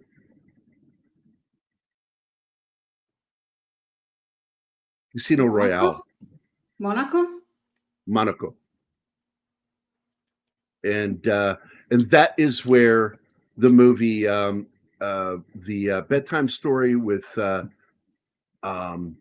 David Niven and Marlon Brando and Debbie Reynolds takes place. And in the remake, it's the same place with Michael Caine, Steve Martin, and oh my God, the beautiful redhead who's dead now. She died. What was that movie called, Martin? Do you remember? I'm sorry. Dirty Rotten Scoundrels. Dirty Rotten Scoundrels. I want to do both movies. I own both movies, so I would love to do both films. Like on a Friday, do the original, and then on Saturday, do the remake. Frank Oz did a fantastic job with that film. Oh my God, for a second there, when I wasn't looking at the screen, and I only saw the screen through the corner of my eye, the close-up of this that's coming up looks like Fade from Dune, where they cut the close-up of him right here. But well, yeah, we just completely ignored that amazing scene where the baby kaiju eats the ugly guy, and you're like, okay, yeah, he's got. Let's talk about that. Yeah, because like I kept sitting there going, why are they fucking hanging out around his mouth? Why are they having this conversation? Because right they think next it's to his dead. Which, of course, as a writer, I'm like, of course that thing's not dead. It's going to eat somebody. And it does. It grabs Ron Perlman. It has the umbilical cord wrapped around its neck, and it really does look like it died there. Yeah. Although I've watched French films like Truffaut's I watch a lot of fucking 400 Blows is really good. I like the French film slideshow that inspired 12 Monkeys. La Jetée. And what was the other one I really liked a lot? Oh my God! Come on, Gary, you can remember this. Oh God! It's about the it's a specific style of film where it's meant to felt handheld and like it's a documentary, and cinema verite style where you follow a hitman around, a psychopathic hitman, dog or whatever the fuck it was called. Ooh, fuck, man, that's a rough movie. Never want to watch it again. I've seen quite a few French films that hit me in positive ways and negative ways. And I do love French cinema. I just think that they're pretentious a lot of the time. And then you've got guys like Luc Besson, who fucking makes great films, and then he'll make crappy ones. And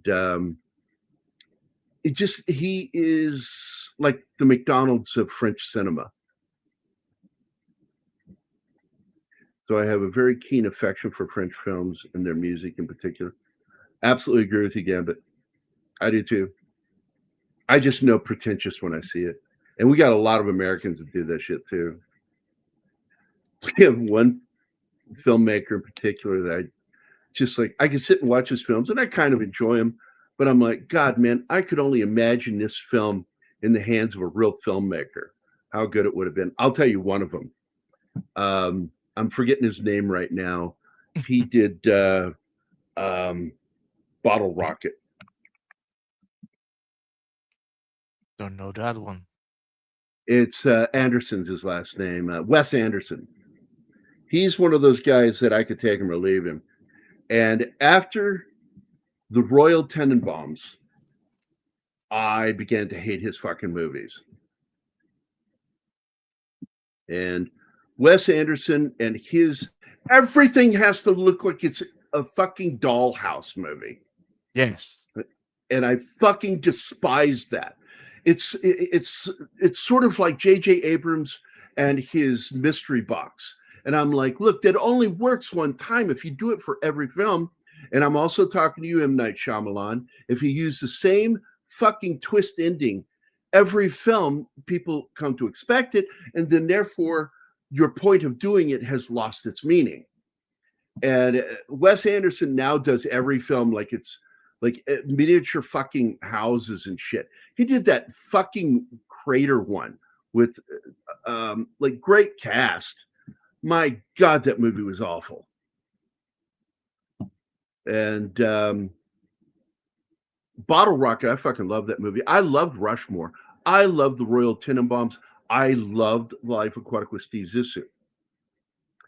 And then Darjeeling Limited came out, and I was really hesitant to watch it because it seemed like he was going in a direction with Life Aquatic. And he did Darjeeling Limited, and it was really actually good. It felt like an indie film. And then he did The Fantastic Mr. Fox. Then he did Moonrise Kingdom, and the Grand Budapest Motel or Hotel, the Isle of Dogs, the French Dispatch, Asteroid City was that one. And I'm like, I'm done. I stopped with The Fantastic Mr. Fox because I tolerated it, but I'm like, I can see the trend he's getting ready to move into.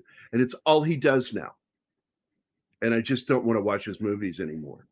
He has made it unpalatable to watch his films. For you. Like Bane would say. I like the style. I like the grand. I think that it's overdone to the point where you're watching a movie. And I like films where I forget that I'm watching a movie and I'm watching something unfold in front of me.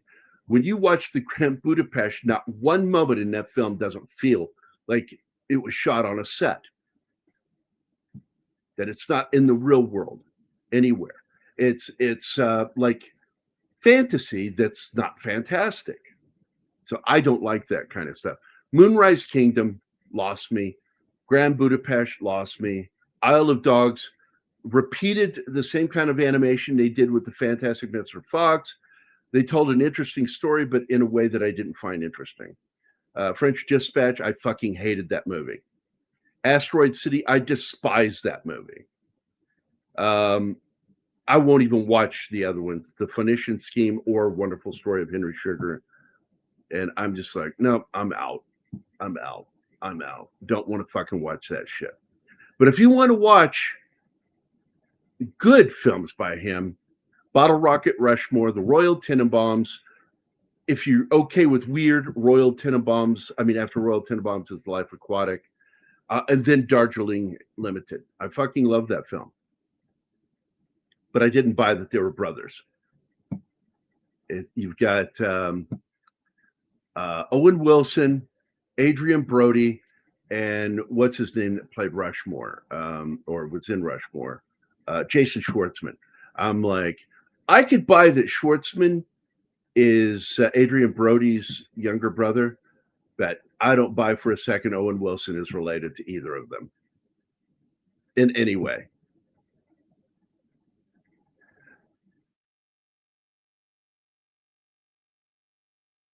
Oh my God. Well, it's because it was overused. I see dead people. I thought it was an okay film, but I figured it out when he wasn't able to go into the basement. When he couldn't open the basement door, yeah, it was like, oh, he's dead. Yeah, I caught that too. And I watched it with my brothers when it came, on TV, Austrian TV, and they were shocked in the end. And I'm like, what? You didn't figure that out? They called me a weirdo. Yeah. It was so obvious. Yeah, it was. And then you've got his look, I like, of all of his films, I like his superhero film, Unbreakable. And I liked the semi-quasi sidequel to it, with the psychopaths with the multiple personalities. I enjoyed that film. And that it was connected at the end because you see Bruce Willis's characters in it. I was like, oh, this is good. Then he did the third film, complete trash. Dumb movie. I'm like, oh my God, you're going to have this great, and no, sets up for a big battle. Nothing happens. They all die by their weaknesses. And I'm like, okay, that was dumb. Give me back my $12.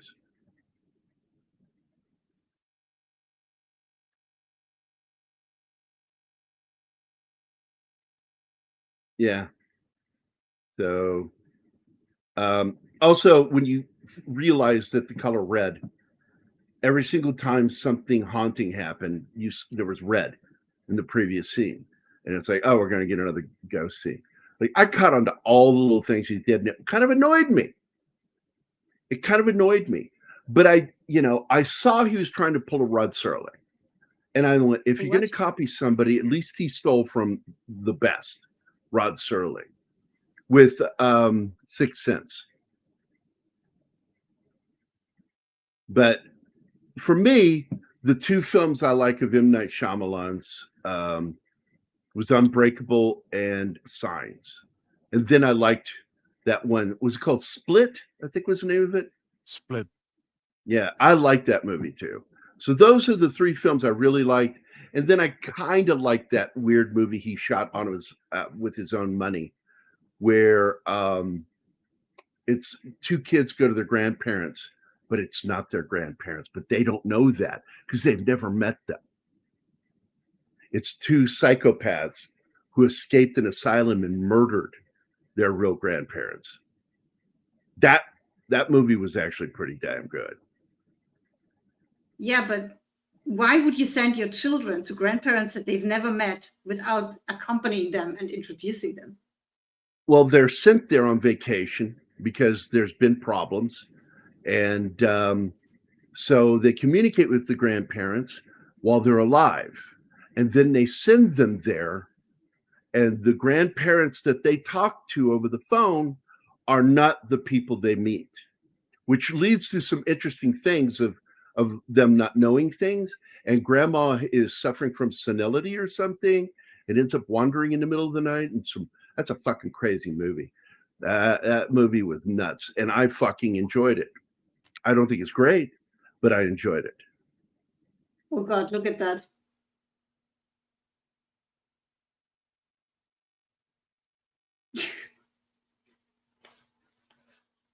Yeah, Classic shopping at snorting. Publix. Yeah. And I see stupid people largely on Twitter. Oh, they are on Facebook too. They're everywhere on the Alpha socials. Alpha used to work at Publix. The Visit, yeah.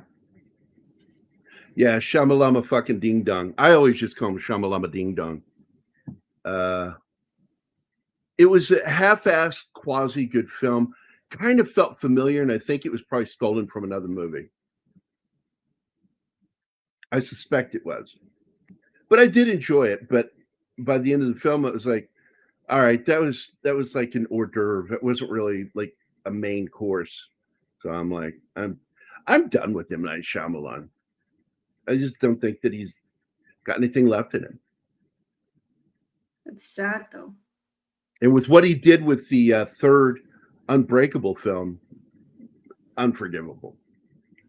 I didn't know there was more than one. Yeah, Unbreakable and then Split is Oh, you don't know that it's a sidequel to Unbreakable until the last scene. And the last scene, you see a guy listening to the news story. He turns and you see that it's the character from Unbreakable. now I get it. Yeah. I've seen Unbreakable, but I don't really remember it. I know I liked it.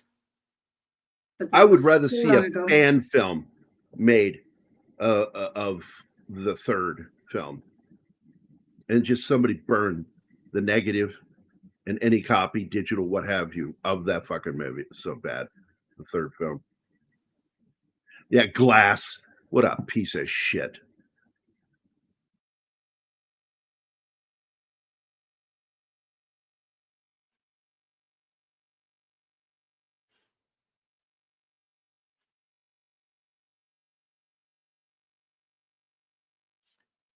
I did like seeing Charlie Day in this. I like Charlie Day. I think he's funny.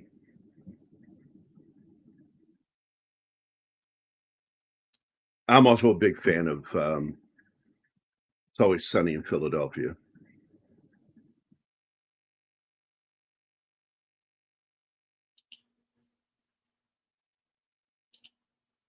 That was cool when the blade goes through him.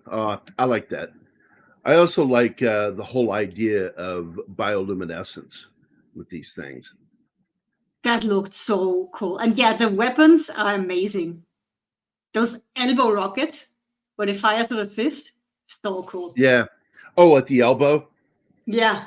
That is so Johnny Sacco. You know, that was the first real live action robot show with Kaiju in it. Johnny Sacco.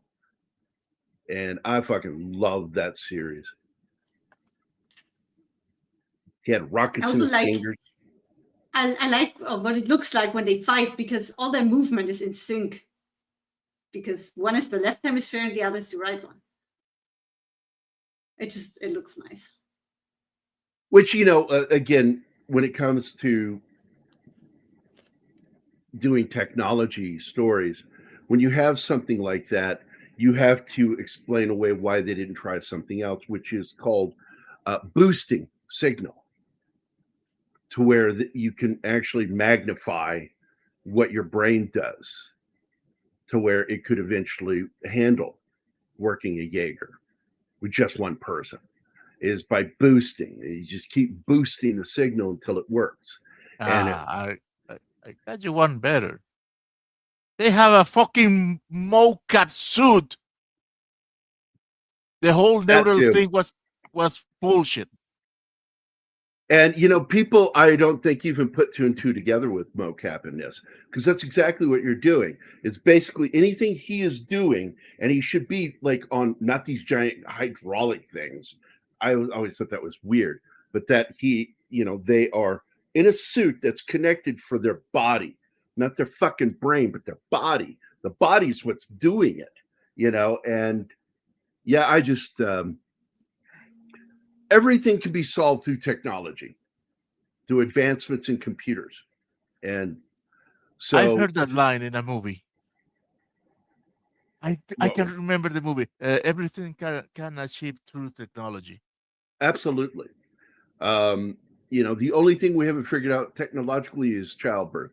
And that looks like we're coming close to it now, where you have these biomechanical wombs where you can have children outside of the womb.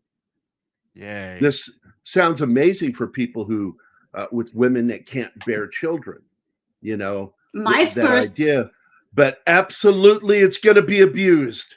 I wanted to get my thought out. It will be anything that you devise that sounds amazing in science will eventually be abused by somebody. So go isn't ahead, the Emmy. main reason why they do that to make it easier for preemies to survive. I think that was the main motivation. Nope. The main motivation was so women don't have to stop working. Oh, Yeah. I don't doubt that it was paid for by communist socialists. I'm just telling you, it sounds like something they've done. Maurice Chevalier. Yeah, I've always loved him as an actor. Chevalier was one of the French actors in Hollywood back in the day. Yeah, totally Gambit. Guy put out some good stuff. In fact, Pepe Le Pew is based on Chevalier. A lot of people don't know that. And oh my God, I'm sorry, she looks so fucking hot here. And that they don't do a James Bond. This movie should have she ended could with be a them Bond going. girl. They should have had the two of them climb into that pod and close the door. So you understand why the guy goes, guys, hey guys, because that happens at the end of the film. It's like, and they're just sitting there hugging each other. It's like, no. He should have climbed down there for a little fucking role play. It's too small. It's fucking too small for two. It would have been funny. People would have enjoyed that. Yeah, I agree. But look, that's the big fear anyway, is that cloning. Because currently, right now, it's illegal to clone a human. I But hope it stays they'll that skirt way. it somehow. They'll find a way to skirt it. Right now, we're doing something productive. What I love here is the breach is sealed, and then they should have showed them, not able to have sex, and that would have been funny. Because it's sort of like a double joke that he couldn't get in her. Nah. I love double entendres. God, he looks so evil on the left there. He says one of those faces. Yeah, I agree.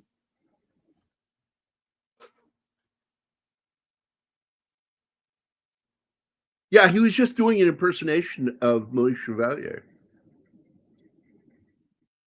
And now people call Pepe Le Pew problematic. He's a fucking animal. Stop attributing human to him.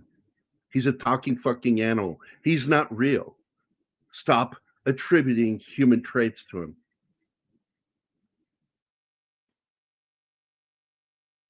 So direction-wise, I did enjoy the film. It's the writing I had a problem with, but overall, it's a fun movie to watch. And I love this outro because you get these great 3D stills from moments of the film, but they're covered in that black, so it makes them look like little miniatures. I fucking love that. And then there is the extra scene where that fucking asshole cuts his way out of the baby kaiju and asks for his fucking shoe. Where's my goddamn shoe? Yeah. I was shocked by that at the end. It was like, wait, there's more? Because I've always I was raised to respect the filmmaking teams, to stay for the credits. It's a way of showing respect towards a good movie. If it was a bad movie, I'll leave. But I often walked out of movies. If I started getting frustrated with the writing, I would get up and walk out. This one kept me for one reason and one reason only. It was fun. And I love kaiju. I fucking will watch a movie with kaiju in it. I just fucking love kaiju.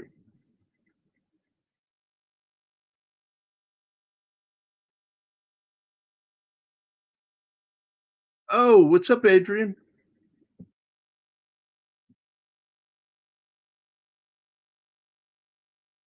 It really is a fun film. Alpha, And we don't get there's that a, often. Oh, I for have an original account there. movie. there's a problem with the Amazon Web Services. That's what is happening. Yeah. Yep, same thing. Anything on those fucking servers, It's unreachable. unreachable. IMDb. A lot of people don't know that Amazon fucking owns IMDb. What don't they own? Well, see, they brought in two things that I've always grown up loving. I love giant robots, and I love fucking kaiju. And I think that got started with the TV series Johnny Sacco, which I don't know if you guys know what that is. Maybe if you No. show me a picture because Because the Japanese version of it had its, it was called Giant Robo. Iron Man 28. It came out on TV in 67 and 68, 26 episodes. And I'll share screen here. Oh no, giant robot. It has the head of a sphinx. Yep. That's it right there. Yeah. And I grew up watching this show known as Gigantor in the US. I knew it as Johnny Sacco. His flying robot. That's what it was called. Giant Robo. I never saw it called that, and I never saw it called Gigantor. Oh, they're talking about the Gigantor is cartoon. The cartoon. I saw that later. My first experience with giant robots was either it was Johnny Sacco and then Mechagodzilla, and then later Jet Jaguar. And I fucking loved this show. And let's see if I can find some decent pictures.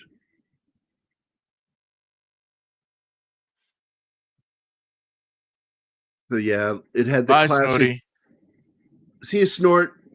Bye, Snotty. Yeah, the giant robot and the little kid, and but he's not giant like that because that's not giant. That's because you can see the landscape behind him here. That's a set Yeah. like Godzilla size stuff, and the kid. That's a behind the scenes picture. Yeah. Hey, look, it's the tin rocks where they put the wireframe down and then start like taking thin layers of tin over it, and then Gary? spray paint it. Yeah. Keith just gave you an answer. You guessed correctly. Who? Oh, Walter Hamada. Yep.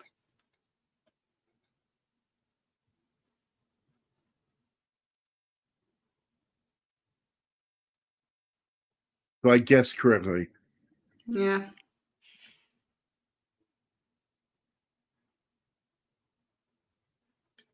That guy was garbage. So don't expect things to go well for Warner. Nobody is expecting anything. At least nothing good. So let me get back to Johnny Sacco. Yeah, he was stored in this fucking building like with the gantry and all that shit, and he would launch out. Oh man, fucking love this show. And just like with Ultraman, the team wore similar uniforms, but instead of a tie, they had these Scarves. kerchiefs, whatever, scarf looking thing. And they had kaiju. He would fight kaiju each week. And he fired rockets out of his fingers. Fuck, man, I love this show as a kid. There's one of the main villains in it. They had some creepy looking aliens too, like this one, giant eyeball, jellyfish looking thing, and that guy. Japanese created some stuff that scared the shit out of me. Here's one of the main villains on the show.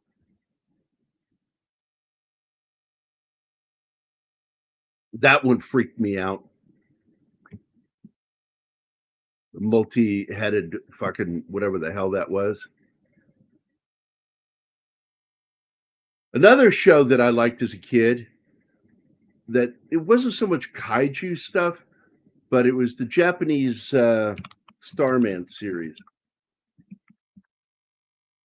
It was basically Japanese Superman, the first version. And good God, he would do really bad karate. As a kid, it looked great. You know? I didn't see that one. Starting in the mid 50s, going up into the 60s. And they had these star creatures. Let me see. I didn't write Supergiant. What's it doing that for?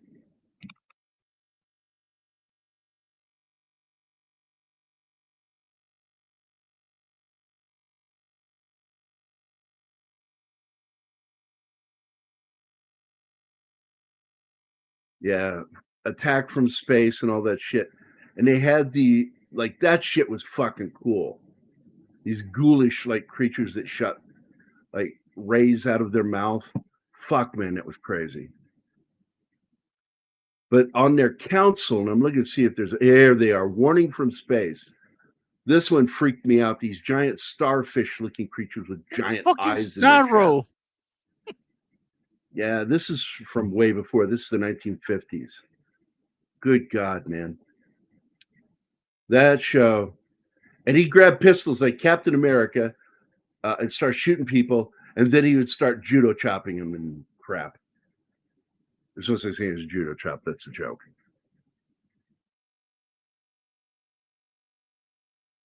Just crazy fucking. I grew up, I loved Japanese fucking TV shows and movies.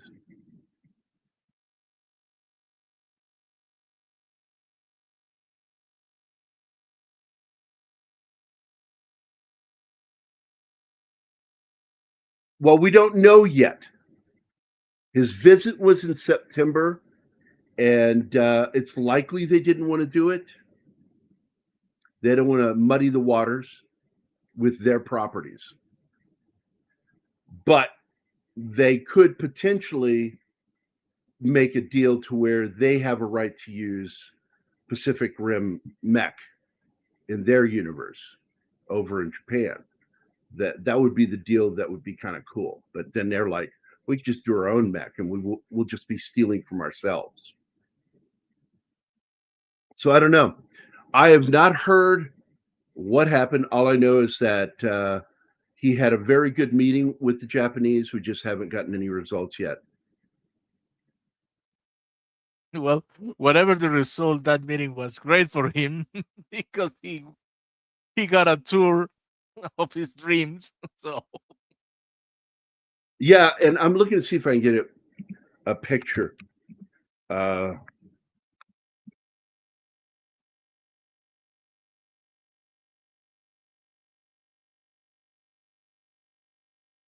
You got to go there. Here's one picture. Open image, a new tab. And here's the other one. Yeah, this was a big one.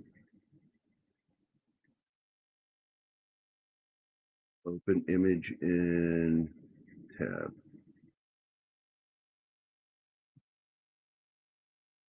Yeah, so let me share screen again. Share, present, share screen.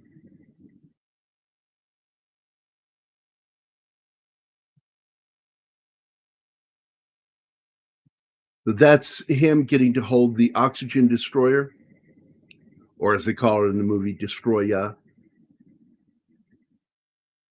And then he got that.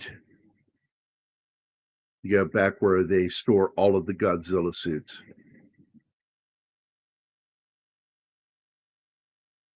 Fuck yeah, man.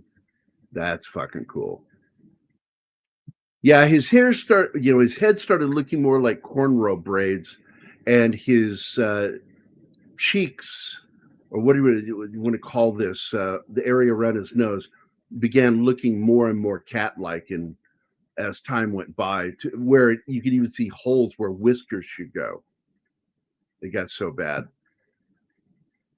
and I didn't have a problem with it. It's just it really became prominent. Yeah, Pacific Rim -1.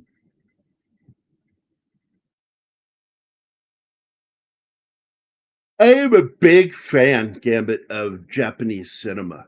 I like Hong Kong cinema too, but I'm more of a fan of Japanese cinema. And a film that I'm wanting to do is a mixture of that, and it even has a hint of Blade Runner to it, made by the same director, called Black Rain, which is, I think, a very good police drama, crime drama. It's awesome. Yeah, Andy Garcia gets his head cut off Yep. by a short, what's it called, a tanta? The short sword, Japanese short sword. I think they use a regular one, but then again, I haven't seen it in a long time.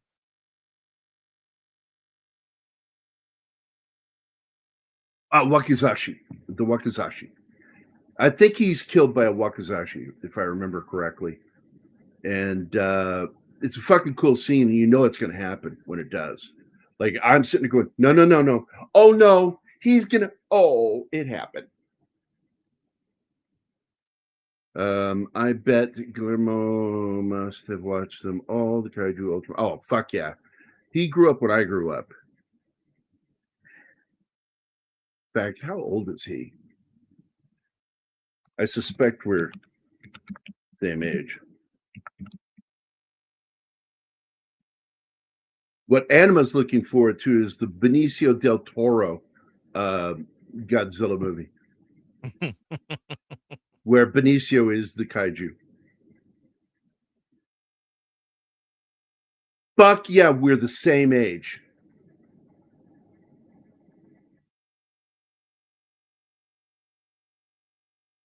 Yeah, 5 months apart in age.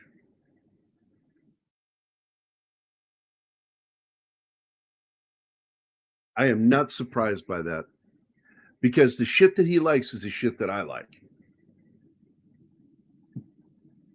Nope. He's exactly the same age as me. And yeah, I'm 49.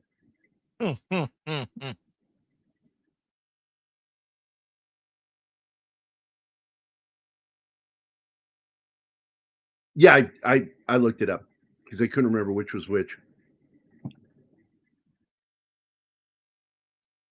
So yeah, I turned 50 sometime. I'm going to be 49 for the rest of my life. Like women. 29. How many years have you been 29? 30.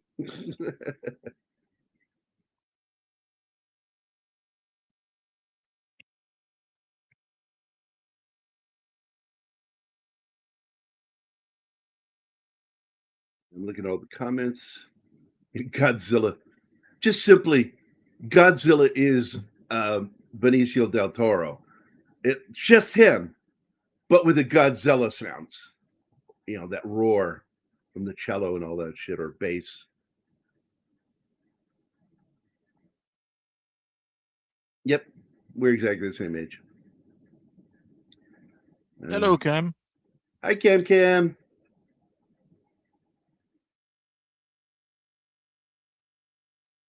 Yeah, we're at the end.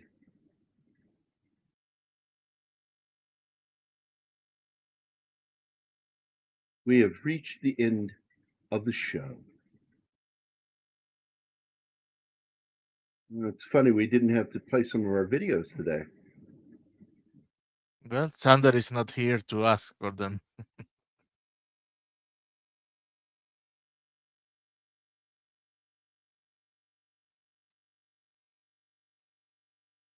That one. Oh, Backdoor for Big Red 1. I don't even remember that one. Our brilliant generals had it figured that Rommel's push would come at a place called Spiba. So they massed most of the Allied forces over there. But they sent our regiment around the back way. There we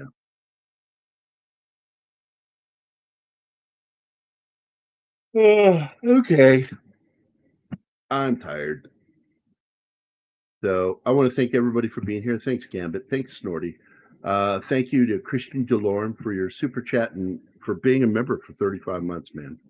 Ariel Ballet, 11 Alpha, Meph, Daryl Brewer, Penny, Vinkman's Girl, Shinatsky, and Cam Ken's Crash Courses.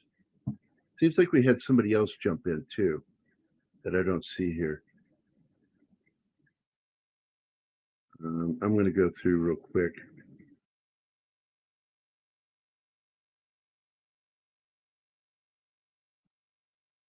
Adrian Philip Missiano wasn't listed. There we go, Adrian. Yes. Thank you for being here. I knew there was somebody. I saw somebody's name wasn't listed. There you go, man. Thanks everybody for being here. Be back door. Okay, back door. Okay, so now you get a back door. That's the rule. When you get in, open the back door. Right. Watch me swing. Swing that ass out. That sweet, shaggy ass. I wonder if that's where he got his nickname from, because he's got a lot of hair. All right, we're gonna get out of here, guys. Thanks for being here today. I'm really pooped, man. That fucking Benadryl's, and it's still, look how puffy my eyes are today. This is ridiculous. I'm almost ready to try Zyrtec to see if it'll help. So we're gonna get out of here, guys. Everybody have a good day today. Thanks for hanging out with us. It's always fun to just fucking talk. And we'll be back again on Wednesday, but the chief will be here tomorrow. What's he doing tomorrow? No. No show? Okay. No show, no. Okay. No show. So we'll see you again on Wednesday. And Wednesday we are doing what? Oh. You know what? Frankenstein, the true story. 1942, The Wolfman. No, that's Friday. No? Oh, right. Frankenstein, the true story. Yeah. 1973. Yes, that's the one. You two fight it out. I'll take a drink. Let them fight. Let them fight. All right. So we're going to be talking about Frankenstein, the true story. We're going to have a special guest here. Sam Rennie wrote the book on the making of that film, so it's going to be great to have him here. This guy is an expert on this movie. And then, of course, on Friday, we're going to do 1941, The Wolfman. And then on Saturday, we're going to do 2010, The Wolfman with Benicio del Toro and Sir Anthony Hopkins. And the oddly Emily Blunt. Beautiful Emily Blunt, because she's really not, but yet she is. I wouldn't say beautiful. She's pretty. She's oddly beautiful. Okay, that's it. Or I'm pretty. quitting this channel. You don't like her? No, she is. She's the only woman my wife is jealous of. Oh. Okay.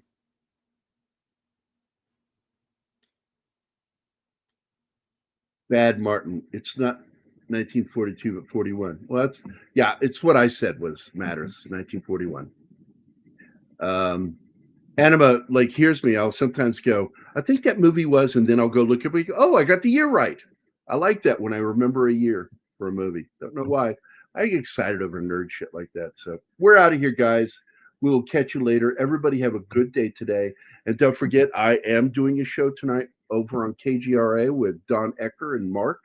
And our guest today, well, one of our guests is going to be Mark D'Antonio, astronomer and special effects expert. He actually worked with Douglas Trumbull for years. So he knows his shit with visual effects. But we're going to be talking about A1 Atlas or 3i Atlas, and we're going to be talking about the new C2025 R2. Is it a comet? Is it UFO tech? Alien? I don't know. We'll talk to an astronomer tonight, see what he has to say, because he's been taking pictures, really cool pictures with his telescope down in Phoenix. He has an actual like large scale telescope. So everybody have a good day. We'll talk to you later. Don't forget tonight, 6 o'clock Central Time, I will be live on KGRA. All right, guys, take it easy. Bye. Bye. Bye, everyone.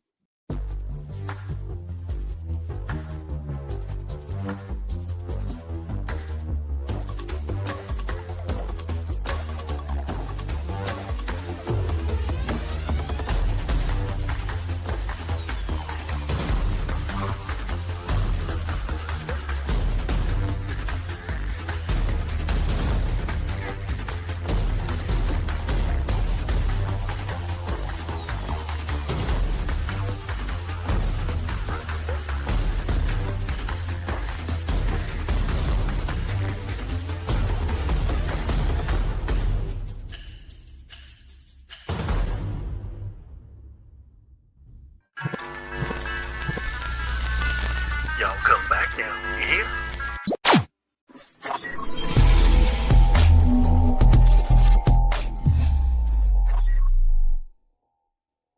Matt Damon.